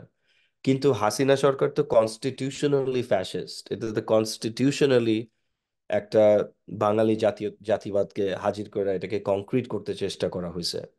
এবং এনিমি আইডেন্টিফাই করা হয়েছে একটা থিওলজিক্যাল টার্মে, যে ইসলামিক যে কোনো রাজনীতি এনিমি অফ দ্য স্টেট। তো সেইটার সাথে কিভাবে আমরা অন্য যে কোনো রেজিমের কম্পেয়ার করতে পারি? বাংলাদেশে দুইবারই এই ধরনের কনস্টিটিউশনাল ফ্যাসিজম হাজির হয়েছে। একবার হলো গিয়ে আহ, প্রথম বাকশালের সময়, আর একটা হলো গিয়ে এই দ্বিতীয় বাকশালের সময়। তো এটার সঙ্গে অন্য কোনো রেজিমের কম্পারিজম খুবই একটা ভয়ানক এক ধরনের টেন্ডেন্সি। তো সিভিল সোসাইটির যে -2 formula, it is very much a form of obfuscation. আরেকটা খুব ইন্টারেস্টিং জিনিস দেখলাম যে হাসিনার পোলা সজীব ওয়াজেদ জয়, সে আইসা অনেকটা +2 ফর্মুলা করতে চেষ্টা করতেছে, যেটা হলো গিয়া যে একটা পলিটিক্যাল ক্লাস ইমিডিয়েটলি বলতেছে যে এইসব রেজিম টেজিম জানি না, আমি খুবই খুশি যে খালেদা জিয়া এরকম বলছে যে পলিটিক্স অফ রিভেঞ্জ দরকার নেই, এটা খুব ভালো কথা বলছে। তা আমরা আওয়ামী লীগ যখনই চান্স পাবে, আবার যখন ইলেকটোরাল স্ট্যাবিলিটি আইসা পড়বে, আওয়ামী লীগ আসার সাথে সাথে আবার রাজনীতিতে জয়েন করবে। এটা হলো এক ধরনের +2 tendency, which is also the same. The idea হলো গিয়ে বাকশাল তন্ত্রের যে কনস্টিটিউশনাল প্যারাডাইম, সেইটা রাখা হবে, আবার এক ধরনের স্ট্যাবিলিটি তৈরি হবে, কিছু কিছু কন্ডিশনস মিট করা হবে, যাতে ওই নিও লিবারাল রেজিমে আইসাই আবার সেম একটা পলিটিক্যাল ফরমেশন হবে। So both the -2 and +2 is not taking care of the fundamental question of politics বাংলাদেশে। সেটা হলো the question of ইসলাম। ইসলামের জায়গা বাংলাদেশের রাষ্ট্রে কোথায়?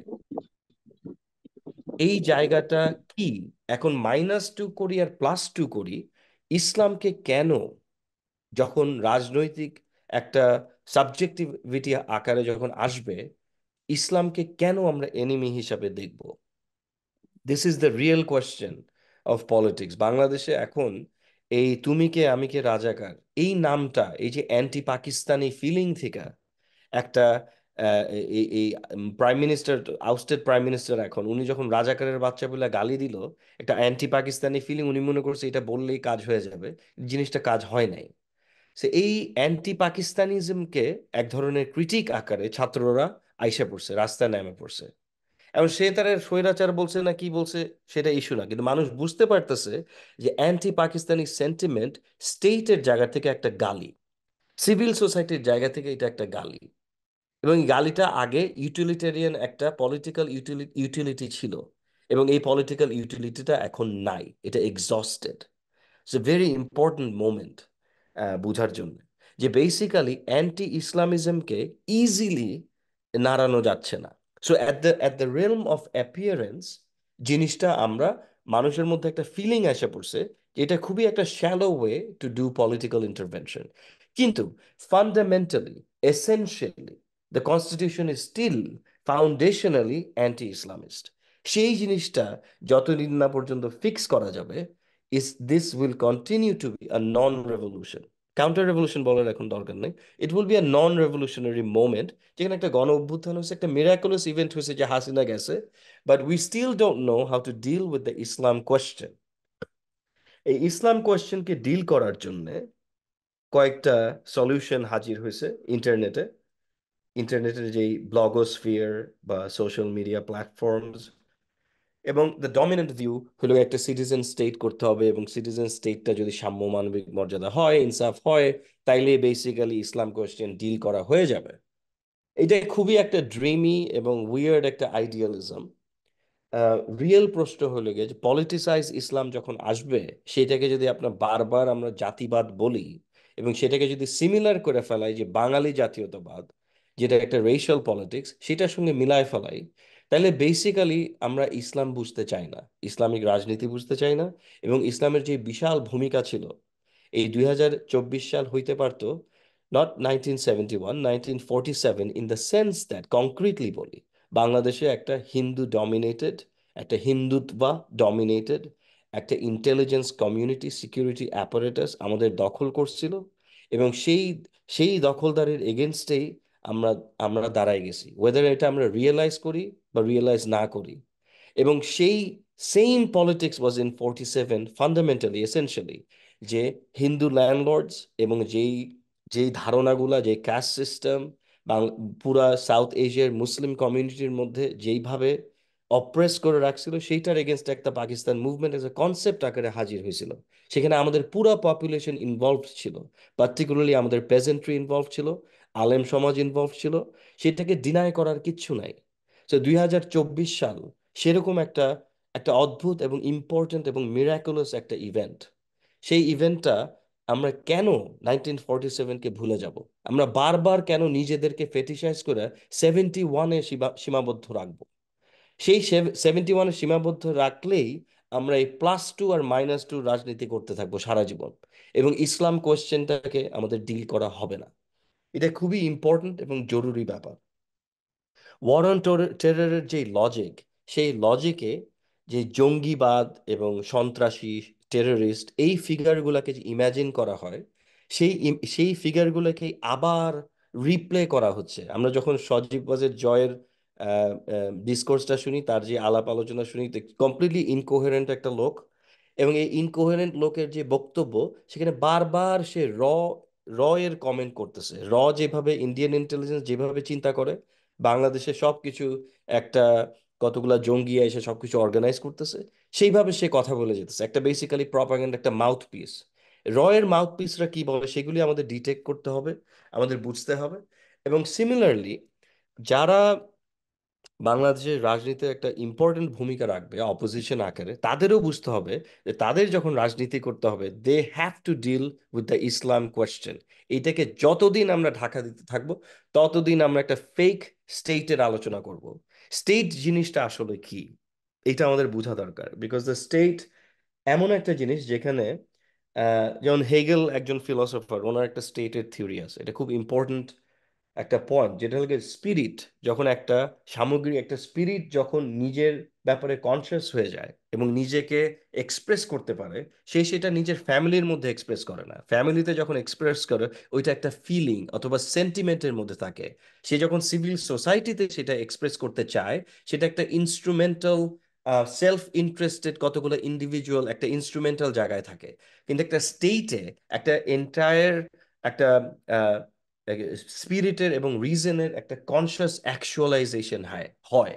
So এই স্পিরিটের মধ্যে 1947 আছে, এই স্পিরিটের মধ্যে শাপলা আছে, শাপলার মধ্যে আলেম সমাজ যখন দাঁড়ায় গেল প্রফেটিক লাভ এর জায়গা থেকে, যে আমাদের যে মহানবী সাল্লাল্লাহু আলাইহি ওয়াসাল্লাম আছেন, ওনাকে ডিসরেসপেক্ট করা যাবে না, এটা অ্যালাউড না, একটা স্টেট কখন এটা অ্যালাউ করতে পারে না।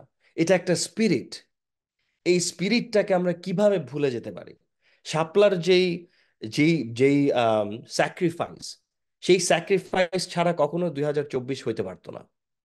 আজকের যে ছাত্র আন্দোলন যারা করছেন তাদের এই জিনিসটা মনে রাখা উচিত যে আমাদের যেই ভাই ব্রাদাররা আছেন যারা ইসলামিক একটা জায়গা থেকে আসছেন, তাওহিদি জায়গা থেকে আসছেন, যারা মাদ্রাসা থেকে আসছেন, যারা কাউমি মাদ্রাসা থেকে আসছেন, যারা মহানবী সাল্লাল্লাহু আলাইহি ওয়াসাল্লাম ডিগনিটিকে প্রোটেক্ট করতে আসছেন, তাদের একটা পার্টিকুলার তারা স্পিরিট বহন করেন। এবং এটা বাংলাদেশের মানুষের, আমাদের যেই মানুষেরই এই স্পিরিট, এটা ইস্ট পাকিস্তানের মানুষেরও সেই স্পিরিটটাই ছিল। So it is very very কি এবং ক্রুশাল, একটা সেন্ট্রাল পয়েন্ট। এখন আমরা কি ধরনের স্টেট এবং এই স্টেটটা কোন স্পিরিটকে রিপ্রেজেন্ট করবে, এটা কোনো ইনস্ট্রুমেন্টাল স্টেট না, এটা একটা কনসিয়াসনেসের একটা আবির্ভাব, একটা ইমার্জেন্স। এবং সেই জিনিসটা যদি আমরা ধরতে না পারি, বাংলাদেশে ওয়ার অন টেরর কখনো শেষ হবে না এবং ইন্ডিয়ান ইন্টারভেনশন কখনো শেষ হবে না। এবং যেই ফিলোসফাররা বাংলাদেশে যারা ভাবুক আছেন, যারাই যে কোনো ইসলামের নামে কিছু করলেই, যে সেটা যদি সাম্য মানবিক মর্যাদার ভাষা না হয়, সেটাকে যখন জাতিবাদ বলেন, তারা বারবার অ্যাকচুয়ালি 72 এবং 71 এবং হাসিনা সরকার যেই জিনিসটা করে ওইটাকেই অন্যভাবে তারা খাওয়াইতে চেয়েছে। এবং দ্যাট ইজ ডিপলি প্রবলেম্যাটিক এবং ফোবিক অ্যাবাউট ইসলাম। ইসলাম একটা খুবই ইম্পর্টেন্ট প্রশ্ন, এবং এই প্রশ্নকে আসলেই আমরা বাদ দিলে আমাদের কোনো ফিউচার থাকবে না। এবং এই কারণেই আমি এই এই জায়গায় আবার ফিরে যেতে চাই যে রাজাকার নামা যেই জিনিসটা, এই নামের যে অ্যানালিসিস, সেই অ্যানালিসিসে এই নানান ধারণাগুলা আমাদের বারবার হিস্টোরিক্যালি রিভিল হচ্ছে, এবং আমাদের এই জিনিসটা নিয়ে আসলেই মোকাবেলা করা দরকার। আমি এই জায়গায় থাকি, এবং অন্যান্য আলোচনাগুলা আসলে আমার মনে হয় প্রশ্ন উত্তর এবং হয়তো একটা কনভারসেশন স্টাইলের একটা আলোচনায় আমি আরো বলতে পারবো ইনশাআল্লাহ। ধন্যবাদ। জি, শুক্রিয়া তানজিম দোহা ভাই, আপনাকে খুব গুরুত্বপূর্ণ কিছু আলাপ তোলার জন্য। তো আমরা হচ্ছে লাস্ট যিনি স্পিকার থাকবেন ওনার কথা শুনে তারপর আমরা হচ্ছে উন্মুক্ত আলাপে যাবো ইনশাল্লাহ। তো আমাদের শেষ স্পিকার যে আব্দুল বারি, তো আব্দুর রহমান বারি, সরি। তো আপনি হচ্ছে এই সেকুলারিজম নিয়ে অনেক লেখালেখি করেন। তো একটি স্লোগান আমরা দেখেছি, সেটা হচ্ছে অনেকেই তুলেছে যে সেকুলার যেটা তুলেছে, দেশটা কারো বাপের না। হ্যাঁ, তো আপনার কি মনে হয় যে এই স্লোগানের মাধ্যমে তারা আসলে কি ইনক্লুশনের কথা বলতেছে, নাকি হচ্ছে কি ধরনের আসলে পলিটিক্স এর কথা তারা বলতে চাচ্ছে আর কি? তো আপনার একটু আইডিয়া আমরা কিছু শুনে তারপরে, বা থট কিছু শুনে আমরা হচ্ছে পরবর্তী ডিসকাশন যাবো। জি, আব্দুর রহমান বারি, আপনি। ধন্যবাদ হোসেন ভাই। আসসালামু আলাইকুম। আহ, ওয়ালাইকুম হাসিম ভাই সালাম। শুনতে পাচ্ছেন আমাকে? জি জি, ওকে। শুনতে পাচ্ছি। আচ্ছা, থ্যাঙ্কস, আপনার কোশ্চেনটা খুবই গুরুত্বপূর্ণ। আহ, আমাদের এই যে গণ অভ্যুত্থানটা হইলো, এই অভ্যুত্থানে অনেক স্লোগান হইছে। আহ, আমি কে তুমি কে, রাজাকার রাজাকার, এইটা থেকে শুরু করে অনেক স্লোগান হইছে, কিন্তু আহ, মানে পার্টিকুলার একটা ক্লাস তারা বলতেছেন, মানে যে দেশটা কারো বাপের না, এই স্লোগানটা ছিল হচ্ছে গিয়ে মুখ্য স্লোগান। ইভেন যিনি বর্তমান অন্তর্বর্তীকালীন সরকারের উপদেষ্টা হয়েছেন, প্রধান উপদেষ্টা, তার যিনি প্রেস সচিব, তিনিও এটা বলছেন, এবং তাকে নাকি এই আন্দোলনের একজন গুরুত্বপূর্ণ সংগঠক, উম, তাকে নাকি বলছেন এইটাই হইতেছে কি একমাত্র স্লোগান যেটা একটা ইনক্লুসিভ আহ বিষয়টাকে হাজির করে। তো এটা নিয়ে আবার দুইটা পয়েন্ট আছে। একটা পয়েন্ট হচ্ছে, ইনক্লুসিভ শব্দটার জায়গাতে আমি মূলত শরিকানা শব্দটা ব্যবহার করতে পছন্দ করি। এবং আমি আন্দোলন যখন শুরু হয়েছিল তখনই আমি উম, শরিকানার রাজনীতি এবং একটা গণ অভ্যুত্থান বা একটা গণবিপ্লবের বিভিন্ন ধরনের শরিকের সমন্বয়ে সেটা করতে হয় সে বিষয়ে আমি নানা জায়গাতে, নানা মহলে এই এই বিষয়টা প্রচার করছি, এবং আমার সেই মহলগুলো এই বিষয়ে অবগত। তো এমত অবস্থাতে আহ দেশটা কারো বাপের না বলতে তারা মূলত বুঝাচ্ছে মুজিববাদ, যে একটা পলিটিক্যাল ইডিওলজি আমাদের এখানে হাজির হয়েছিলেন 71-এর পরে আওয়ামী লীগের। তো এইটা এবং আওয়ামী লীগের যে ডিসকোর্সটা আর কি, এই ডিসকোর্সটার বাইরে যা আছে সেইটাই হচ্ছে গিয়া প্রধান, আর এইটা প্রধান না, এভাবে তারা আর কি মূলত মিন করতে চাচ্ছে। তো তারা মুজিববাদকে বাদ দিচ্ছে বাট 71-এর যে তারিখ ভাই যেটা বলে গেলেন আর কি, আগে যেটা মাস্টার সিগনিফায়ার ছিল ওইটাকে নিয়েই তারা হচ্ছে গিয়া আগানোর চেষ্টা করতেছেন। তো এটা একটা জটিলতা আর কি। কেন জটিলতা? কারণ এই আন্দোলনে যারা অংশগ্রহণ করছে আহ তারা নানান মত, নানান ধর্ম, নানান মতাদর্শের মানুষজন ছিলেন আর কি। দেশ টাকার বাপের না, এই স্লোগানটার সাথে আমি একমত, কিন্তু এইটার যেটা ব্যাখ্যা তারা দিচ্ছেন, যেটা তফসির তারা করতেছেন, সেই তফসিরটা একটু প্রবলেমেটিক। কেন প্রবলেমেটিক? কারণ তারা এটাকে বলতেছেন 71-এ একটা বিপ্লব হয়েছিল, সেই বিপ্লবটা 75-এ বেহাত হয়েছিল, 75-এর বেহাত বিপ্লবটা 24-এ উদ্ধার হইতেছে, 24-এ উদ্ধার হয়েছে। তার মানে তারা কিন্তু তাদের যে 71-এ সেই কি বলে যে বয়ান, যে ডিসকোর্সটা ছিল সেটার উপরে এখনো দাঁড়ায় আছে, তাদের সেই মতাদর্শী পাটাতনই তারা দাঁড়ায় আছে। তো এটা একটা জটিলতা। এই যে তারা বললো 75 বিপ্লব বেহাত ছিল এবং হচ্ছে গিয়া 24 আবার বিপ্লবের পুনরুদ্ধার হলো, বৃহৎ বিপ্লবের পুনরুদ্ধার ঘটলো, এইটা মানে আমাদেরকে কিছু বিষয় অস্পষ্ট করে আর কি, এবং এমন অস্পষ্ট আকারে হাজির করে আমাদের সামনে, যেটা অনেকে দূর থেকে দেখা যায় না। এটা আসলে একটু কাব্যিক ঢঙে বলা যায়, মুখ দেখে যাই কিতে না, মানে দেখেও দেখছি না, এরকম একটা অবস্থা তৈরি করে আর কি। তো এই কারণে আমরা 75-এর পরে যে বেহাত হয়ে গেল বিপ্লবটা, সেইটাতে ফোকাস করতে পারি, তাহলে আমরা বুঝতে পারবো দেশটা কারো বাপের না, এইটার আসলে কি মিন ছিল, বা ওনারা কি মিন করছেন বা কি মিন হইতেছিল তৎকালীন সময়ে, এই আর কি। তো 75-এর পরে যে বিপ্লব বেহাত হইলো, এইটা মোস্ট অফ দ্য কেসে আমাদের হচ্ছে গিয়ে বাংলাদেশের সেকুলার সিভিল সোসাইটি এটা বলে থাকে।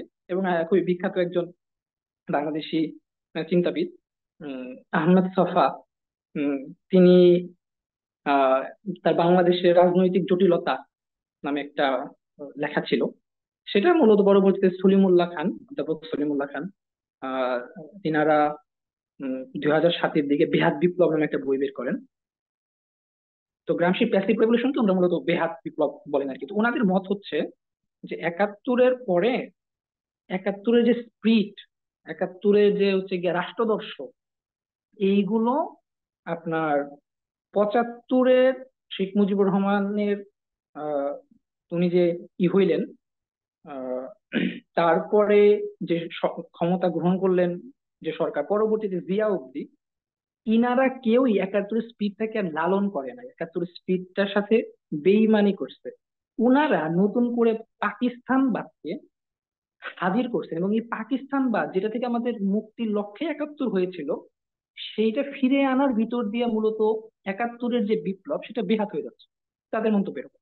তো এইখানে আমরা হাজির করতে পারি একজন আরেকজন বাংলাদেশি রাজনীতিবিদ, থিঙ্কারকে। তিনি হচ্ছেন আবুল মনসুর আহমেদ। যেমন আহমদ সাহেব বলতেছেন, তার একটা আহ, বাংলাদেশের বুদ্ধিভিত্তিক সাম্প্রতিক বুদ্ধিভিত্তিক যে, ওনার যে একটা বই আছে আর কি, বিবেচনা, সেখানে উনি বলতেছেন যে আসলে এক জাতি পাকিস্তান আলাদা হবার ভিতর দিয়ে, একটা মুক্তিযুদ্ধের ভিতর দিয়ে মূলত দুই জাতি তত্ত্ব মিথ্যা প্রমাণ হয়ে গেছে, দুই জাতি তত্ত্বের দরকার নাই। আবার একই সাথে বলতেছেন আবার এক জাতি তত্ত্ব মিথ্যা প্রমাণ হয়েছে, হুইচ ইজ ফাইন। কিন্তু উনি বলতেছেন এই দুই জায়গায় তো মিথ্যা প্রমাণ হয়েছে, কিন্তু এটার ভিতরে আবার ফেরত যাচ্ছে একটা ধর্মান্ধ, একটা মৌলবাদী, একটা ডানপন্থী ধারা। ঠিক আছে, তিনি এদেরকে ডিফাইন করতেছেন খুবই স্পষ্ট ভাবে, যে এরা হচ্ছে জামাত ইসলাম, এরা হচ্ছে নিজাম ইসলাম, এরা হচ্ছে মুসলিম লীগ, এরা হচ্ছে ইসলামিক ডেমোক্রেটিক লীগ, ইত্যাদি ইত্যাদি নাম ধরে ধরে বলছেন। তো এই যে যে সফা বললেন ডিজিটাল তত্ত্ব মিথ্যা প্রমাণ হয়ে গেছে, আমরা কিন্তু আরেকজন বাংলাদেশি থিঙ্কার যার কথা বললাম আবুল মনসুর আহমেদ, তার কাছ থেকে আবার আমরা একটু ভিন্ন চিন্তা পাচ্ছি। তিনিও আহমদ সফাদের বলয়ের সাপেক্ষে তিনিও প্রগতিশীল রাজনীতি করেন, তিনিও সেকুলার রাজনীতি করেছেন, মারা গেছেন উনি। তো উনি কিন্তু আবার আমাদেরকে জানাচ্ছেন, না না, পাকিস্তান থেকে আমরা আলাদা হয়েছি, হুইচ ইজ ফাইন, এবং এটা আমাদের উপর জুলুম হয়েছে, আমরা আলাদা হয়েছি, ওকে, নাথিং রং উইথ দ্যাট। কিন্তু এই যে পাকিস্তান থেকে আলাদা হয় না, এটার ভিতরে যে লাহোর প্রস্তাবের মানে বাস্তবায়ন ঘটছে এখানে, দ্বিতীয় তো মিথ্যা প্রমাণিত হয় নাই। এটা হচ্ছে আবুল মুসার আহমেদ বলতেছেন। তাহলে আমরা বাংলাদেশের সেকুলার ডিসকোর্সের যে ইন্টারনাল যে আলাপগুলো, সেখানেই আমরা দেখতে পাচ্ছি উনাদের ভিতরে এখানে একটা ডিলেমা আছে যে মানে বাংলাদেশ রাষ্ট্রটা, গভর্নমেন্ট আলাপ বলতেছি না, আমরা রাষ্ট্রটা, এই রাষ্ট্রটা কি, মানে এই রাষ্ট্রটা ওই যে লাহোর রেজলিউশন সেইটার ওয়ারিশ, সেটা না অন্য কিছু। তো দেশটা কারো বাপের না বলতে আমরা বুঝাচ্ছি যে এই ভূমিটা, এই দেশের যে ভূমি আছে, এই ভূমিটা আসলে কারো একক, কারো না। এই ভূমিটা একজন নাস্তিকেরও, এই ভূমিটা একজন হেফাজতে আমিরেরও এই ভূমি, একই সাথে এই ভূমিটা হচ্ছে গিয়ে একজন হিন্দু ভাইয়েরও, একই সাথে এই ভূমিটা একজন আপনার হচ্ছে গিয়ে আমাদের পাহাড়ে যারা আছেন আমাদের ভাই বোনেরা তাদেরও। তো এই যে যে একটা ভূখণ্ড, এই ভূখণ্ডটা আগের নাম ছিল পূর্ব পাকিস্তান, তার আগের নাম ছিল পূর্ব বাংলা। তো এই ভূখণ্ডটা এখনো ঠিক একই ভাবে আছে, ঠিক আছে? তাহলে এই ভূখণ্ডটার মানে জিনিওলজিটা, এটা আমরা যদি একটু খোঁজ করতে চাই, আমরা যদি ঐতিহাসিকতাটা একটু বোঝার চেষ্টা করি, তাহলে পরে আমরা দেখব যে লাহোর প্রস্তাবের ওয়ারিশ হচ্ছে এই ভূমি। তাহলে বাংলাদেশ রাষ্ট্রের সাথে লাহোর প্রস্তাব 47-এর যে রিলেশনটা, এবং এটার সাথে ভূমির যে সম্পর্কটা, এবং তার সাথে দেশটা সকলেরই, কারো বাপের একার না, এই যে যে সম্পর্ক, এই যে যে আপনার বিদ্যমান নোক্তাগুলো, এই নোক্তাগুলোর যদি আমরা অ্যাড করি, তাহলে আমরা এমন একটা রাজনৈতিক দশা পাচ্ছি, একটা যেটাকে অনেকে নামকরণ করতেছেন বেহাত বিপ্লব আকারে। যে এইটাই তো মূলত বেহাত হয়ে যাচ্ছে। তাহলে এটা থেকে মুক্তি কি? এটা থেকে মুক্তি হচ্ছে যে আমাদেরকে একটা সাম্য, মানবিক মর্যাদার, একটা সামাজিক ন্যায় বিচারের রাষ্ট্র বানাতে হবে, একটা রিপাবলিক বানাতে হবে। যে রিপাবলিকের ভিতরে দেশটা কোনো একক ব্যক্তি বা তার বাপের থাকবে না, কিন্তু হচ্ছে গিয়া এটা সকলেরই হবে, সকলের সিটিজেন থাকবে। কিন্তু আহ ওই যে আমাদের যে হিস্ট্রি, ওই যে আমাদের যে ঐতিহাসিকতা, ওই যে জিনিওলজি, সেইটার সাথে এটা নাড়িটা কেটে দিচ্ছে। এদের যে ইতিহাসের নাড়ি কাটা, ইতিহাসকে আয়না ঘরে গুম করে দেওয়া, ঠিক আছে, এইটার সাথে মূলত যারা আন্দোলন করছেন তাদের অনেকেই যুক্ত আছেন। ইভেন যারা আন্দোলনকে বুদ্ধি দিচ্ছেন, তারাও এটার সাথে যুক্ত আছেন। এটা খুব দুঃখজনক। এইটার ভিতরে দিয়ে আমরা যেটা মূলত দেখি, সেটা হচ্ছে কি শরিকানার রাজনীতিকে অস্বীকার করা হয়। এই আন্দোলন কিন্তু একক কেউ করে নাই, ছাত্র জনতার সম্মিলিত অংশগ্রহণ হয়েছে, সম্মিলিত শরিকানার ভিতর দিয়ে হয়েছে। এখানে সকল দলমত, আহ ছাত্ররা, প্রাইভেট ইউনিভার্সিটির, তারপরে আপনার পাবলিক ইউনিভার্সিটির, আপনার কওমি বলেন, হেফাজত বলেন, জামাতে ইসলামী সমর্থন, বিএনপি সমর্থন, সকলেই ছিল, প্রত্যেকে শরিকানা ছিল। কেন? কিসের উপর ভিত্তি করে শরিকানা ছিল? যে এই বাকশালী ফ্যাসিস্ট রেজিমকে আমরা হটাবো, আমরা এই নেক্রো পলিটিক্যাল যে রিয়েলিটি, এটাকে আমরা থাকতে চাই না, আমরা একটা নতুন রাজনৈতিক গঠনের দিকে এগোবো, এই বিষয়ে শরিক তারা হয়েছিলেন। তো দেন গণঅভ্যুত্থান হয়ে গেছে। কিন্তু খুব ইন্টারেস্টিং বিষয়, একটা পার্টিকুলার ক্লাস তারা বলতেছেন আমরা প্রত্যেকেই সাম্য মানবিক মর্যাদার উপরে এই বিপ্লবটা করছি, বা এরকম মানে এই অভ্যুত্থানটা করছি। বিষয়টা কিন্তু এরকম নাই। এবং এখানে যারা ছিলেন শরিকানা যারা আছে বিপ্লবের বা অভ্যুত্থান যাই বলি না কেন, তাদের একটা অংশ কিন্তু এটা গ্রহণ করে না। তাহলে আবার তারা কেন চাপিয়ে দিলেন এটা? তারা কেন চাপিয়ে দিলেন? তারা এই যে যে চাপিয়ে দেওয়া, এটা হচ্ছে মানে অভ্যুত্থান বা বিপ্লবের স্পিডকে নাই করে দেওয়া। এখানে অনেক মার্ক্সিয়ান আছেন, তারা চাইলে বলশেবিকদের সাথে মুসলিমদের যে রিলেশনটা, সেই রিলেশনটাকে তারা দেখতে পারতেন। আমি এই মডেলটার কথা বলছিলাম আন্দোলনের সময়, বলছিলাম যে বলশেবিকরা চেচেন মুসলিমদের সাথে জারের এগেনস্টে লড়াইয়ের সময় যেভাবে ঐক্য করছিলেন, যেভাবে শরিক হয়েছিলেন, শরিকানা রাজনীতি করছিলেন, পরবর্তীতে তাদের রাজনৈতিক গঠনে বলশেবিকরা কিন্তু চেচেন মুসলিমদেরকে তাদের প্রদেশগুলোতে আপনার ইভেন সারিয়া আইন চালাইতে দিচ্ছিল। কিভাবে? আপনার সোভিয়েত কেন্দ্রীয় আইনের পাশাপাশি চেচেন, আপনার এই যে দাগিস্তান, এগুলোতে, চেচনিয়া দাগিস্তানে সারিয়া আইন চলছে। এই যে যে শরিকানা, শরিকানার ভিতরে যে ইন্টারেস্ট, স্বার্থ, আমি যেটাকে বলছি পলিটিক্স অফ ইন্টারেস্ট জড়িত, সেইটাকে আমাদের একটা পার্টিকুলার ক্লাস নাই করে দিয়ে একটা মতাদর্শী রাজনীতি করতেছে। তো যারা বলতেছেন দেশটা কারো বাপের না, তারাও এক অর্থে দেশটা কারো বাপের, এই বিষয়টাকেই মানে বৈধতা দিচ্ছেন, সেটা মানে সরাসরি হোক বা কিভাবে হোক, ঘুরিয়ে পেঁচিয়ে হোক। তো এই আর কি। মোহাম্মদ হোসেন ভাই, আপনি আর কোনো কোশ্চেন করলে করতে পারেন। জি, ধন্যবাদ আব্দুর রহমান বারিকে। আমরা মনে হয় প্রশ্ন করব, কিন্তু হচ্ছে মানে উন্মুক্ত করে দিতে পারি। যেহেতু আমাদের অলরেডি 1 ঘন্টা 15 মিনিট হয়ে গেছে। হ্যাঁ তো হোসেন ভাই, উন্মুক্ত। কাইন্ডলি এটা উন্মুক্ত করে দেন, আমরা জি মানে জি যারা এসছেন জি ভাই জি বোনদের কাছ থেকে প্রশ্ন নিতে পারি জি ইনশাল্লাহ। জি জি জি। তো এখন আলহামদুলিল্লাহ আমরা হচ্ছে 3 জন আলোচক থেকে খুব গুরুত্বপূর্ণ আলোচনা শুনেছি।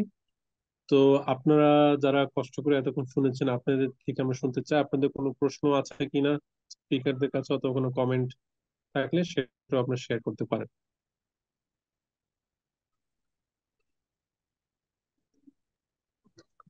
আসসালামু আলাইকুম। ওয়ালাইকুম সালাম। আপনার নাম পরিচয় দিয়ে আহ, তারপর প্রশ্নটা করবেন। আমার নাম মোহাম্মদ আবু হুরায়রা সিফাত। আমি স্টুডেন্ট, রাষ্ট্রবিজ্ঞানের স্টুডেন্ট।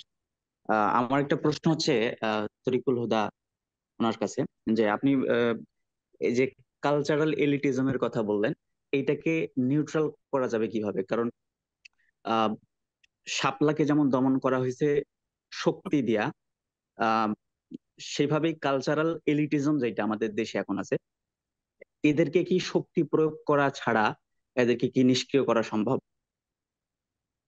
ওয়ালাইকুম আচ্ছা আসসালাম আচ্ছা রহমতুল্লাহ। আচ্ছা। ভাই, আমরা মনে হয় আরো আরো একটা বা দুটো প্রশ্ন নিয়ে তারপরে জি একবারে জি, সমাপ্ত ঠিক আছে করি। ঠিক আছে ঠিক আছে। জি, আরো আরো কারো কোনো প্রশ্ন আছে কিনা?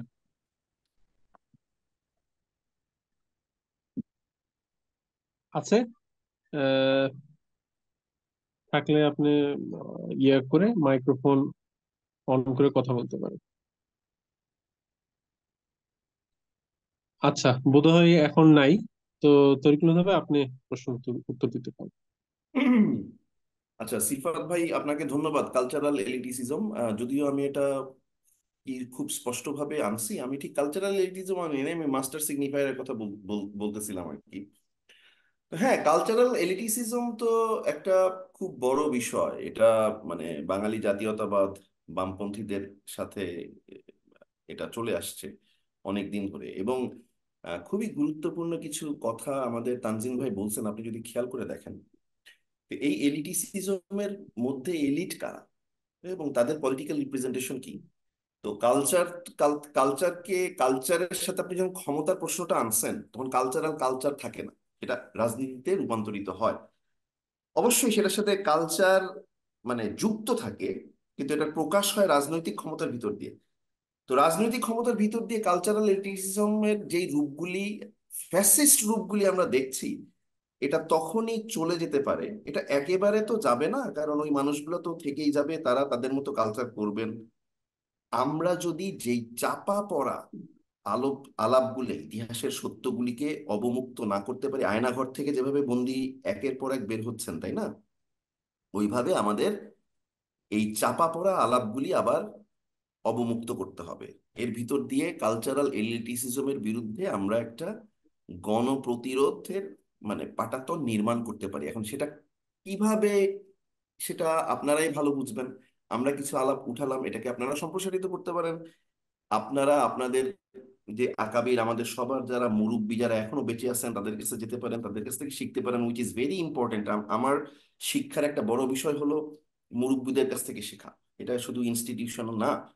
তো এই বিষয়গুলি আমরা যদি দেখি, ইসলামকে তার সর্বময় যেই দিকগুলি, ইসলামকে কালচারের ভিতরে না, ইসলামকে ক্ষমতার জায়গা থেকেও আমরা যদি চর্চাকে আগায় নিয়ে যেতে পারি, এবং যেটা অলরেডি গ্রহণযোগ্য মানুষের কাছে, সেই গ্রহণযোগ্যতার প্রসারণ যদি আমরা ঘটাতে পারি, এবং সেখানে অন্যান্য যে ভাবাদর্শগুলি আছে, সংস্কৃতিগুলি আছে, সেগুলির সাথে যদি একটা ইন্টারাকশন, ইন্টারাক্টিভিটি তৈরি করতে পারি, তাহলে এই কালচারাল এলিটিসিজমের প্রভাব, প্রকোপ এবং এটা দ্বারা যে অসুস্থতা তৈরি হয়েছে সমাজের মধ্যে, সেটা আস্তে আস্তে আস্তে আস্তে কমে আসবে আশা করি ইনশাল্লাহ। ধন্যবাদ।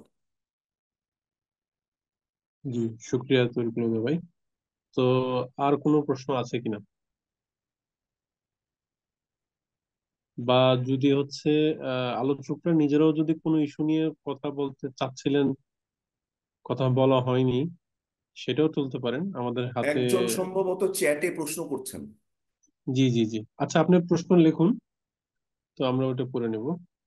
তো এর মধ্যে হচ্ছে অন্য কেউ চাইলে ডাইরেক্ট হচ্ছে আপনারা কথা বলতে পারেন, অথবা হচ্ছে আলোচকদের মধ্যে যদি কেউ থাকেন যে কোনো একটা ইস্যু কথা বলা হয়নি, সেটা তোলা দরকার ছিল, সেটাও আপনারা এখানে উত্থাপন করতে পারেন।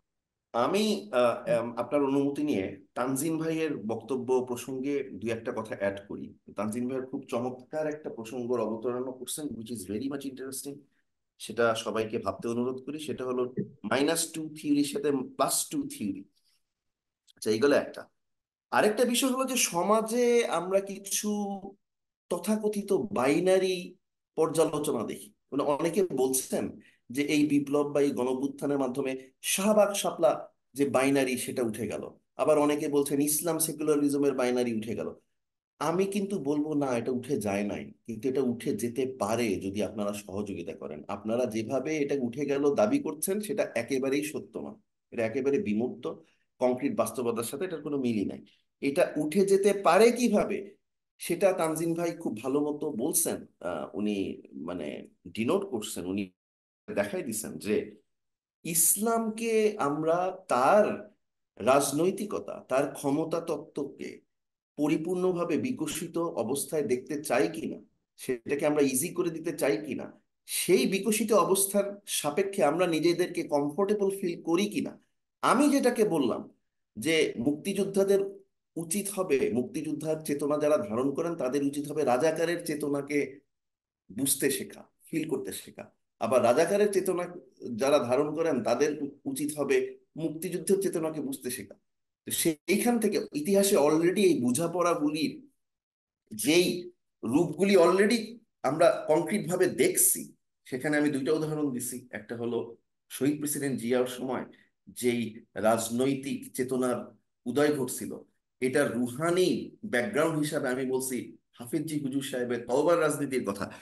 এই জিনিসগুলি ভালো মতো বুঝতে হবে। এই জিনিসগুলি শুধু বোঝা না, এই জিনিসগুলি রাজনৈতিক গ্রুপ কি হইতে পারে সেইটাকে আমাদেরকে ইন্ট্রোডিউস করতে হবে, সেটা সংবিধানে হোক, আমাদের দৈনন্দিন রাজনৈতিক ক্ষমতা চর্চার ভিতরে হোক। তবেই কিনা এই শাপলা শাহবাগ বাইনারি উঠে যেতে পারে, সম্ভাবনা আছে। আদারওয়াইজ আমি যদি বলি সেকুলারিজম তথা সাম্য মানবিক মর্যাদা, মানে এটা সেকুলারিজমই তো, তাই না? বা রিপাবলিকান ভ্যালুই সব, নাগরিক হইলে সবকিছু হয়ে যাবে, ওটা ওই আবার ওই চাপা দেওয়া, গুম করে ফেলা, সেই প্রক্রিয়ার অংশ হয়ে গেল। তো এটা আমাদেরকে মাথায় রাখতে হবে। তো কাজেই কোনো বাইনারি বাইনারি না। আবার সবকিছুই বাইনারি। বাইনারি যারা বলেন, যারা বলেন কিনা শাপলা শাহবাগ বাইনারি, হ্যাঁ, সেকুলারিজম ইসলাম বাইনারি। আচ্ছা, আপনারা কি কখনো চিন্তা করছেন এই যে ফ্যাসিজম ভার্সাস গণতন্ত্র, এটাও তো বাইনারি। হ্যাঁ, এই যে মজলুম ভার্সাস জালেম মজলুম, এটাও তো বাইনারি। তো আবার পুঁজিবাদ ভার্সাস কমিউনিজম, এটাও তো বাইনারি। সমাজতন্ত্র, এটাও তো বাইনারি। তো আপনারা কোন বাইনারিকে বাদ দিবেন আর কোন বাইনারিকে উপরে প্রায়োরিটি দিবেন, এইটা এইটা আপনারা কোত্থেকে পাইছেন? এটারও তো একটা মতাদর্শ আছে, কিন্তু সেই মতাদর্শটা হলো লিবারালিজম, লিবারাল সেকুলারিজম। তো আমরা এগুলা বুঝি। তো এগুলি খামাখা এগুলা বলে লাভ নাই। এর চাইতে কাজের মাধ্যমে আমরা যদি বাইনারি উঠাইতে চাই, উঠাইতে সচেষ্ট হই, ইনশাল্লাহ অবশ্যই আমরা উঠাতে পারবো, এবং আমি সেই আশাই করি। ধন্যবাদ। জি, আহ, শুক্রিয়া। তো সেই কাজের কথাই তো মূলত প্রশ্নটা আমাদের এসেছে। তো একজন জুনাইদুল ইসলাম শিকদার, উনি দুইটো প্রশ্ন করেছেন। একটা হচ্ছে, how do we ensure our উলামা realizes the importance of craving power. তো মূলত মানে উলামারা কিভাবে পলিটিক্যাল হয়ে উঠবেন। আর আরেকটা হচ্ছে যে, what should be hour stance regarding 1971, do we nullify it altogether or do we construct an all new narrative regarding 71? তো তানজিন দোহা, আপনি যদি কিছু বলতেন, এরপরে যদি অন্যরা কেউ কিছু বলতে চায় তারা বলতে পারে। জি, দোহা ভাই। জি, আসসালামু আলাইকুম। আম, আমি তো আসলে উলামাদের কি করা উচিত বা কি না করা উচিত এসব ব্যাপারে আসলে একটু কেয়ারফুল থাকতে চাই, কারণ এটা তো ওনাদের আহ, নিজেদের এটা ডিটারমাইন করতে হবে। আম, ওনারা রাজনৈতিক মানে কনভেনশনাল পলিটিক্সে আসবে নাকি আসবে না, আসুক বা না আসুক, power is interested in them, in nullifying them and repressing them. একজন অ্যানথ্রোপোলজিস্ট হিসাবে এটা আমার রিয়েলাইজেশন এবং অবজারভেশন। অবভিয়াসলি যখন হেফাজতে ইসলাম করা হইলো, যেটা টেকনিক্যালি অরাজনৈতিক একটা প্ল্যাটফর্ম ফর দ্য হেফাজত অফ ইসলাম, সাথে সাথেই বাংলাদেশের স্টেট একটা প্যানিক মোডে চলে গেল, একটা অ্যাংজাইটি জায়গায় চলে গেল।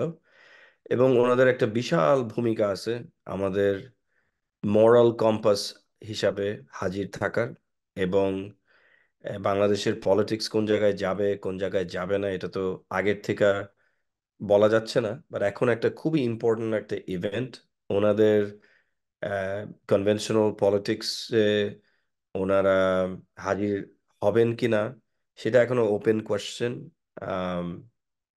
এবং সেটা করলে কিভাবে করা হবে, যেহেতু উলামাদের মধ্যে নানান রকমের টেন্ডেন্সিস আছে। তো একজন অ্যানথ্রোপোলজিস্ট হিসেবে আমার চিন্তা হলো গিয়ে কোন টেন্ডেন্সিস গুলার ভিউ গুলা ডমিনেন্ট হবে, এবং যে টেন্ডেন্সিটা অ্যাকচুয়ালি বাংলাদেশের যে স্পিরিটের কথা আমি বলতেছিলাম, ইস্ট পাকিস্তানের যে স্পিরিট 1971-এর কতগুলো টেন্ডেন্সি ছিল, সেইগুলা ধারণ করতে পারবেন কিনা, এবং এবং বাংলাদেশে যে ইন্ডিয়ান হেজেমনির এগেনস্টে যে মানুষ দাঁড়ায় গেছে, যেটার majority of them are Muslims, এবং তাদের মধ্যে একটা সাবজেক্টিভিটি আছে, সেই ব্যাপারে উলেমাদের ভিউ পয়েন্টস খুবই ইম্পর্ট্যান্ট এবং জরুরি। এবং ইসলাম তো শুধুমাত্র একটা আইডেন্টিটি না, এটা একটা লিগ্যাল ট্র্যাডিশন।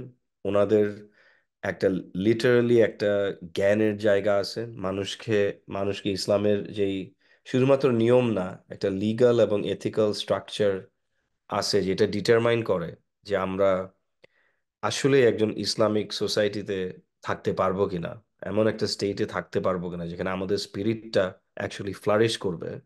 সেটার দায়িত্বে তো উলেমারা আছেন।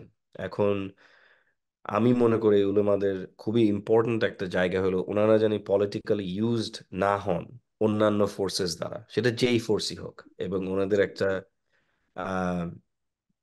ইন্ডিপেন্ডেন্ট একটা অ্যাবিলিটি থাকা উচিত, যা যে যেটার মাধ্যমে পলিটিক্যাল ভেহিকল থাকা উচিত, যেটার মাধ্যমে ওনারা ওনাদের ইম্পর্টেন্ট ইন্টারভেনশন গুলা সোসাইটির জন্য করবেন।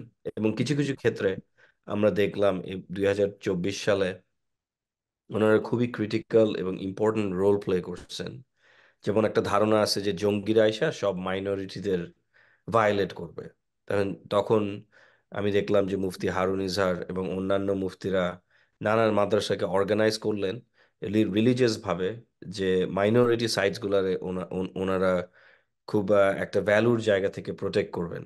এবং সেইটা আমাদের ন্যাশনাল পলিটিক্সে একটা খুব ইম্পর্ট্যান্ট একটা ইনফ্লুয়েন্স, একটা ইন্টারভেনশন আকারে হাজির হয়েছে। আমি দেখলাম যে সিভিল সোসাইটির অনেক সেকুলার লোকজন ওনাদের এই অ্যাক্টিভিটিটা খুবই ওপেনলি অ্যাকসেপ্ট করছেন। So, এখন কথা হলো গিয়ে, উলেমারা যখন সিভিল সোসাইটির ভ্যালুর সঙ্গে মিলানো কিছু একটা করে ওনাদেরকে অ্যাকসেপ্ট করা হয়, কিন্তু ওনারা যখন রাজনৈতিক কারণে একটা টপিকে হাজির হয়, রাজনৈতিক টপিকে, যেমন প্রফেসর সাল্লাল্লাহু আলাইহি ওয়াসাল্লামের ডিগনিটিকে রক্ষা করার জন্য শাপলা চত্বরে গিয়ে হাজির হয়ে যান মিলিয়নস অফ পিপল, তখন সিভিল সোসাইটি ওনাদের সাথে অ্যাগ্রি করতে চায় না, বাঙালি জাতিবাদ সিভিল সোসাইটি। সো খুব ইন্টারেস্টিং, রাইট? ওলেমারা যাই করবেন এটা খুব ইন্টারেস্টের সাথে, আমি একজন অ্যানথ্রোপোলজিস্ট আকারে সেটা অবজার্ভ করি এবং দেখি, এবং সেটার রিয়াকশন আকারে কিভাবে বাঙালি সিভিল সোসাইটি রেসপন্ড করে, সেটাও ইম্পর্টেন্ট জায়গা। এখানে আরেকটা প্রশ্ন ছিল, আমি খুব তাড়াতাড়ি উত্তর দিতে চেষ্টা করব, সেটা হলো 71-এর একই পার্টিসিপেন্ট, আই থিঙ্ক ওনার নাম জোনাইদুল শিকদার, উনি প্রশ্ন করছে 71-কে আমাদের কিভাবে দেখা উচিত, এবং এটাকে নালিফাই করা উচিত নাকি নতুন ন্যারেটিভ তৈরি করা উচিত। আমি আসলে কখনো ন্যারেটিভ দিয়ে আহ, শুরু করি না অ্যাকচুয়ালি। আমি মনে করি কংক্রিট হিস্টোরিক্যাল ইভেন্ট গুলা কি, 71-এ এক্স্যাক্টলি কি হয়েছিল, এবং ওইটার অ্যাকচুয়াল ইভেন্টটা কি, সেটা 71-এর চেতনাবাজ যারা যারা চেতনার ব্যবসা করে বাংলাদেশে, বাকশালের ব্যবসা করে, ওনাদের version is very different than the concrete event of 71। So আমাদের ইভেন্টটা অ্যাকচুয়ালি বুঝতে হবে, এবং এবং এটার ইম্প্যাক্ট এবং এফেক্ট গুলা বোঝা খুবই জরুরি। তো আমি একটু অ্যাবস্ট্রাক্টে উত্তরটা দিলাম, এবং এইটাকে যদি আমি ঠিক মতো বুঝতে চাই, সেটাকে যদি ন্যারেটিভ না বলে আমরা জাস্ট হিস্টোরিক্যাল কন্টেস্টেড ইভেন্টস আকারে বুঝি, সেটাই বেটার মনে করি। 71-এ একটা ইন্ডিয়ান উম, প্রথম ইভেন্টসের পরপরই বাই 72-71 একটা ইন্ডিয়ান হেজেমনিক ভিউ বাংলাদেশে দাঁড়ায় গেছে, এবং as a state Bangladesh Islam question resolve করতে পারে নাই, এবং এবং না পাইরা সেকুলারিজম একটা ধারণা আকারে হাজির হয়েছে। আহ, সেই সেকুলারিজমটা কি রিয়েল সেকুলারিজম নাকি ভুয়া সেকুলারিজম, সেইটা নিয়ে বামপন্থীরা সারাদিন আলাপ করতে পারে, but the fact is Islam question resolved হয় নাই, এবং Pakistan as a concept, as an idea, এটাকে ধ্বংস করা হয়েছিল, এবং অ্যাকচুয়ালি বাংলাদেশের মানুষ কন্টিনিউ টু স্টে এক্সপ্লয়েটেড, এবং একটা রুলিং ক্লাস হাজির হয়েছে যেটা consistent with Indian intelligence apparatus এবং সিকিউরিটি কনসার্নস। তো সেই জায়গার থেকে 71 একটা ইভেন্ট, এবং এটাকে খুব সিরিয়াসলি আমাদের নেওয়া উচিত, এবং সেটা কিরকম হওয়া উচিত ছিল, কিরকম হইতে পারতো, এগুলো ফিলোসফিক্যাল কোয়েশ্চেন্স। তা আমি ওই জায়গায় শেষ করলাম, আর অন্যান্য প্রশ্ন থাকলে অবশ্যই উত্তর দেব। জি, শুক্রিয়া। তো আহ, এই আমাদের তরিকুল হুদা ভাই অথবা আব্দুর রহমান বারী, আপনারা যদি এটা নিয়ে কিছু বলতে চান বলতে পারেন। সাথে আরেকটা প্রশ্ন আসছে অবশ্য। তো সেই প্রশ্নটা মানে কাইন্ড অফ খুব জেনারেল, এবং আমাদের পুরো আলোচনা জুড়েই আসলে এই প্রশ্নটা আমরা আনসার করেছি, এটা আমার ধারণা আর কি। তাও আমি পড়ে নেই। সাম্য, মানবিক মর্যাদা, ন্যায় বিচার যারা আমাদের উপর চাপিয়ে দিতে চায়, ইসলামের সাবজেক্টিভিটিকে খারিজ করে, তাদের উদ্দেশ্যে ন্যাশনাল রিকনসিলিয়েশনের প্রস্তাব করা কতটুকু রিয়ালিস্টিক? এটা আদৌ তাদের মনোযোগ আকর্ষণ করবে কিনা ঐতিহাসিকতার বিচারে? তো আহ তরিকুল হুদা ভাই অথবা আব্দুর রহমান বারী, আপনাদের যদি কোনো কমেন্ট থাকে তো বাড়ি করতে পারেন। ধন্যবাদ হোসেন ভাই। বাড়ি, তুমি এই হুম। প্রশ্নটার অ্যান্সার দিতে পারো, এবং আমি ইনশাল্লাহ চেষ্টা করব যদি কিছু যুক্ত করার থাকে। প্লিজ শুরু করো। আচ্ছা, সেটা হচ্ছে হেমায়েত সাহেব যে কোশ্চেনটা করছেন, খুব ইম্পর্টেন্ট কোশ্চেন। সেটা হচ্ছে সাম্য, মানবিক মর্যাদা চাপিয়ে দেওয়া এবং ইসলাম বা ইসলামিজমের সাবজেক্টিভিটির যে আলাপটা, এবং ন্যাশনাল রিকনসিলিয়েশন। তো আহ, আমার আলোচনাতে আমি বলতেছিলাম যে সাম্য, মানবিক মর্যাদাকে চাপিয়ে দেওয়া, একাত্তরেও চাপিয়ে দেওয়ার একটা ছিল, এখনো আছে, এবং এটা একটা গোয়ার তুমি আর কি। মানে সেকুলারদের একটা খুবই এক ধরনের একটা অশ্লীলতা বলতে পারি আমরা চাইলে। মানে এই অশ্লীলতার ভিতরে একটা প্লেজার আছে, মানে ইয়ে যাই হোক। তো তারা এটা চাপিয়ে তো দেবে, কারণ তাদের রাজনৈতিকতাই তো এটা। মানে পলিটিক্স ইজ কোশ্চেন অ্যাবাউট পাওয়ার, তাহলে এটাই করবে, তাই না? তাদের মতাদর্শই তো এখানে লুকিয়ে আছে। তো এখন যারা ইসলামপন্থী আছে, তাদের রেসপন্সটা কি হবে? এখন তারা যদি বলে যে না, আমাদের এতে কোনো প্রবলেম নাই, আমরা আপনাদের একটা সিটিজেনশিপে আমরা ইন্টিগ্রেট হয়ে যাব, আমাদের আসলে ইসলামিজম নিয়ে আর আগ্রহ টাগ্রহ নাই, ইসলামের পলিটিক্যাল, এথিক্যাল, লিগ্যাল যে ম্যানিফেস্টেশন, এগুলো নিয়ে আমাদের কোনো আগ্রহ নাই, it's okay, nothing wrong with that, তারা সাময়িক মর্যাদায় চলে যাবে। কিন্তু যাদের আগ্রহ আছে, তাদের তো একটা অস্তিত্বময়তা আছে, তাই না? তাদের তো একটা রাজনৈতিকতা আছে, বাস্তব না। এখন এইটাকে কিভাবে ঢুকাবে এইটার ভিতরে? আমাদের ওই সাম্য, মানবিক মর্যাদা ব্যবসায়ী ভাইয়েরা কিভাবে ঢুকাবে? তখন তারা বলছে না না, আসলে সাম্য, মানবিক মর্যাদা, উলেমাদের যে কোশ্চেনটা কোশ্চেন জনাব ইসলাম শিকদার, ওইখানেও আমি একটু অ্যাড করবো এখানে। যে উলেমাদেরকে যে বোঝানো হয় যে সাম্য, মানবিক মর্যাদা, সামাজিক ন্যায় বিচারের জন্য একাত্তর হয়েছে, সেকুলারিজমের জন্য হয় নাই।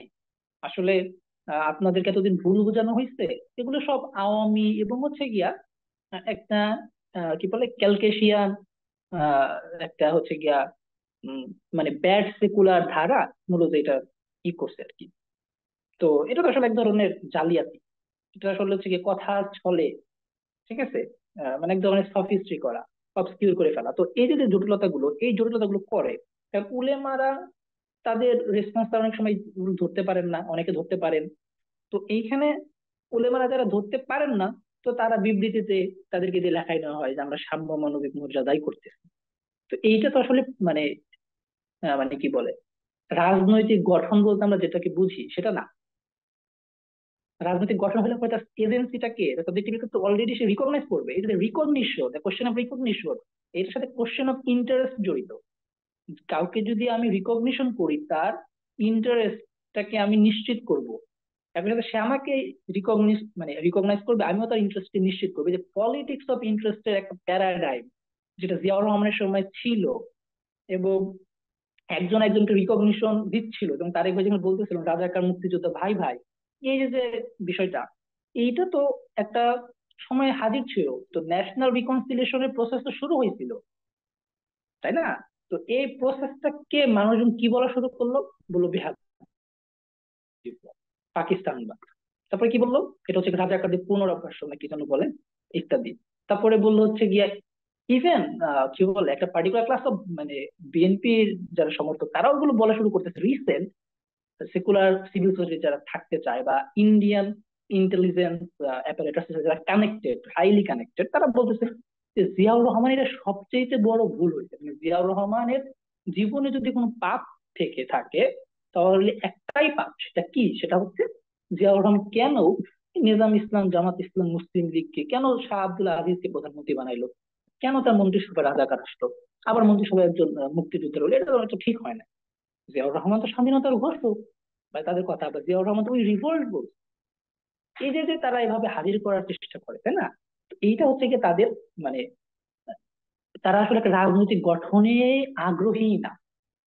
মূলত বিষয় হচ্ছে এইটা, তারা তাদের যে একটা অশ্লীল মতাদর্শিক যে কামনা বাসনা যেটা বলি না কেন, সেইটা চরিতার্থ করার জন্য নানান সময়, নানান রূপে, নানান শব্দে, নানান মেটাফোরে বলে যে হচ্ছে গিয়া এভাবে ভাবে না, এভাবে ভাবে না। তো তারা তো ন্যাশনাল রিকনসিলিয়েশনের পথে অবশ্যই বাধা তৈরি করতেছে বা করবে। যে আপনার যে আপনি চিন্তিত যে বিষয়টা নিয়ে এমএফ, সেটা ঠিক। কিন্তু তাই বলে তো আসলে ন্যাশনাল রিকনসিলিয়েশনের আলাপ থেমে যাবে না, বা ন্যাশনাল রিকনসিলিয়েশনের আহ বাস্তবতা নাই হয়ে যাবে না। বন্ধ হলে তো প্রলয় বন্ধ হয় না। এখন আমাদের সততাটা গুরুত্বপূর্ণ, আমরা আসলে চাই কি চাই না। আমরা যদি আসলেই যারা বলতেছে আমরা একটা রিপাবলিক চাই, কতজনের দ্বিতীয় না তৃতীয় এই নিয়ে যুদ্ধ করতে, যাই হোক, কত নাম্বার রিপাবলিক বানাবে, বা 4-5 নাম্বার রিপাবলিক বানালে আমার আপত্তি নাই, বাট একটা বানাক। তো এই যে তারা রিপাবলিক বানাইতে চাইতেছে, তো এই রিপাবলিকের ভিতরে কিভাবে ইসলামিজম তার পলিটিক্যাল, এথিক্যাল, লিগ্যাল ম্যানিফেস্টেশন সহকারে হাজির হতে পারে, সেটা তারা বিবেচনা করবে না। যেটা তানজিম তারেক উভয় বলতেছে, যে ইসলাম কোশ্চেনটা এখনো সলভ হয় নাই, আপনারা ইসলাম কোশ্চেনকে নিজেদের মতো বোঝার চেষ্টা করতেছেন, ইসলামের জায়গায় বোঝার চেষ্টা করতেছেন না। রাজাকারকে আপনারা আপনাদের কাছে বোঝার চেষ্টা করতেছেন, রাজাকার জায়গায় বোঝার চেষ্টা করতেছেন না, আপনাদের করতে হবে। তাহলে আপনি হয়তো বা আপনারা যাদেরকে আপনি বলতেছেন যে এটা কতটুকু মানে ই হইতে পারে, ফ্রুটফুল হইতে পারে, যারা এটা করতে চাচ্ছে না, তারা এটা ভালো করে বুঝতে পারবে। এখন এটা হচ্ছে গিয়া আপনার নির্ভর করতেছে সততার উপরে। আসলে এখন তারা চাই কি চাই না এই ন্যাশনাল রিকনসিলিয়েশন হোক, নাকি হবে না। এখন যদি তারা বলে না না ন্যাশনাল রিকনসিলিয়েশন সাম্য মানবিক মর্যাদার ভিত্তি করে, তাহলে তো আসলে হইল না। আপনি কি কখনো শুনছেন যে একটা মীমাংসা কখনো বাদীর আহ, যে আশপাশ বা বাদীর সাথে রিলেটেড এমন কোনো ইতিহাস হয়? হয় না তো। এখানে বেঞ্চ সাপে সুযোগ থাকে। একই সাথে ন্যাশনাল রিকনসিলিয়েশন ইসলামের সাপেক্ষে হবে না, কারণ এখানেও বেঞ্চ সাপে সুযোগ আছে। সাম্য মানবিক মর্যাদার সাপেক্ষে হবে না, ইসলামের সাপেক্ষে হবে না, তাহলে কিসের সাপেক্ষে হবে? আমি সেটাই আমার আলাপে বলতেছিলাম, যে আমাদের কমন গ্রাউন্ডটা কি, ভূমি। তো তারেক ভাই তার ন্যাশনাল রিকনস্ট্রাকশন নিয়ে এর আগে একটা আলাপ হয়েছিল, ইতিহাস জানে, সেখানে তিনি বিস্তারিত দিন আলাপ করছেন। আমি এটা তারেক ভাই ভালো বলতে পারবেন। এই ভূমিটা প্রত্যেকেই আমরা আছি, এবং এই ভূমিটা প্রত্যেককে আমাদের বাস। এই ভূমিতে আমরা, আমাদের বাবারা ছিল, আমাদের দাদারা ছিল, তাই না? তো এই ভূমির দিকে একটু চোখ যদি আমরা তাকাই, আমরা যদি অহংকারী না হয়ে, তার একবার একটা লেখা লিখছিলেন, পোস্ট করছিলেন এরকম যে আমরা আদমের মতো মাটিতে তাকাই, যে পরে হয়তোবা আমরা মীমাংসা করতে পারবো। মীমাংসা করতে মূলত মাটির দিকে নিচু হইতে হয়। তো এই যে যে অহং, এই অহং থেকে আমরা কিভাবে বের হইতে পারি, এই যে যে ইগো, অহং, এগুলো থেকে বের হওয়া তোমাদের করতে হবে। এই অনেস্ট যদি আমরা না দেখাইতে পারি, তাহলে রাজনৈতিক গঠন সম্ভব না। আমরা শুধু রোগের, আজকে আমাদের আলোচনা ছিল রাষ্ট্রের হৃদরোগ, আমরা রাষ্ট্রের হৃদরোগ ডিফাইন করলাম, বাট আমরা অবসকিউর করে ফেললাম, আমরা হচ্ছে গিয়া এটাকে লুকায় ফেললাম, বা আমরা এটাকে এমন একটা জোড়াতালি দিয়ে চালানোর চেষ্টা করলাম যে যাতে করে হচ্ছে মনে হবে যে না, একটু প্রশমন তো হয়ে গেছে, আমার হয়েছে ডেঙ্গু বাট আমাকে দিচ্ছে হচ্ছে গিয়া না পা, আমি খাইলেই জ্বর সেরে যাবে, এটা কি সম্ভব? কেন জ্বরের ওষুধ তো না পা, এরকম মানুষ বলে আর কি। তো আচ্ছা এইভাবে একটা আচ্ছা, প্রশমন আমরা ঘটেছে। মনে হয় একটু শর্ট করি, যেহেতু অলরেডি অনেক জি সময় হয়ে গেছে। ওকে ওকে। তো তো এই এই যে প্রশমনটাই, প্রশমন তো রোগের নিদান না, আমাদের এটা বুঝতে হবে আর কি। প্রশমন রোগের নিদান না, আমাদেরকে নিদান যদি খুঁজতে হয় তাহলে আমাদের অনেস্ট হতে হবে। তো এই যে নিদান খোঁজার জন্য আমাদের অনেস্টি দেখাইতে হবে, তারপরে ন্যাশনাল রিকনসিলিয়েশন হবে আশা করতেছি আমরা। আমাদের আশা করতে তো আর মানে সমস্যা নেই, তাই না? আর সবচেয়ে যে বড় বিষয়টা, পলিটিক্স অফ ক্যাস্ট্রেশন, খোঁজাকরণের রাজনীতির যে ধান্দা, এই ধান্দাটা বাদ দিতে হবে। যে আমাদেরকে একটা ধান্দাবাজি নিয়ে ঘুরবো আমরা, আমরা প্রত্যেকের শরিকানা নিশ্চিত করতে হবে। একজন নাস্তিক, একজন আলেম, একজন হিন্দু, একজন পাহাড়ি, পাহাড়ে যারা বাস করেন উম, আমাদের ভাইয়েরা, তাদের প্রত্যেকের মানে শরিকানা এই রাষ্ট্রটি নিশ্চিত করতে হবে। এমন এক আহ রাজনৈতিক প্যারাডাইম আমাদের হাজির ছিল, সেইটা নিয়ে আমাদের পুনরায় ভাবতে হবে এবং নতুন রাজনৈতিক গঠনের দিকে মনোযোগী হতে হবে। তাহলে আশা করি ইনশাল্লাহ ন্যাশনাল রিকনসিলিয়েশন হবে। জি, শুক্রিয়া। অনেক অনেক ধন্যবাদ আব্দুর রহমান বারিকে। তো আমরা মনে হয় মানে প্রোগ্রামটা আসলে অনেক বিলম্ব হয়ে গেছে, আর বিলম্ব না করি। আলহামদুলিল্লাহ আমরা শুরু করেছি ধরেন বাংলাদেশ সময় 9টায়, এখন বোধহয় 10:30 বাজে, 10:30 বেশি বাজে। তো আমি আপনাদের অনুমতি নিয়ে এখন প্রোগ্রাম শেষ করতে চাচ্ছি। আহ, তো আপনাদের সবাইকে আজকের প্রোগ্রামে আসার জন্য অনেক ধন্যবাদ, এবং আয়োজকদেরকে আমি ধন্যবাদ দিতে চাচ্ছি, মাইলস্টোনস কমিটি অন ইসলামিক ওয়ার্ল্ডদেরকে এবং আলোচকদেরকে অনেক ধন্যবাদ দিতে চাচ্ছি তাদের অত্যন্ত গুরুত্বপূর্ণ আলোচনাগুলোর জন্য। তরিকুল হুদা ভাই, তানজিন দোহা ভাই এবং আব্দুর রহমান বারী, আপনাদের সবাইকে ধন্যবাদ। এবং যারা আমাদেরকে আজকে খুব সুন্দর প্রশ্ন করেছেন এবং আলোচনায় হাজির ছিলেন, আপনাদেরকেও জানাই অত্যন্ত শুক্রিয়া। তো এটা বলে আমি শেষ করছি। আসসালামু আলাইকুম রহমতুল্লাহ। ওয়ালাইকুম আসসালাম।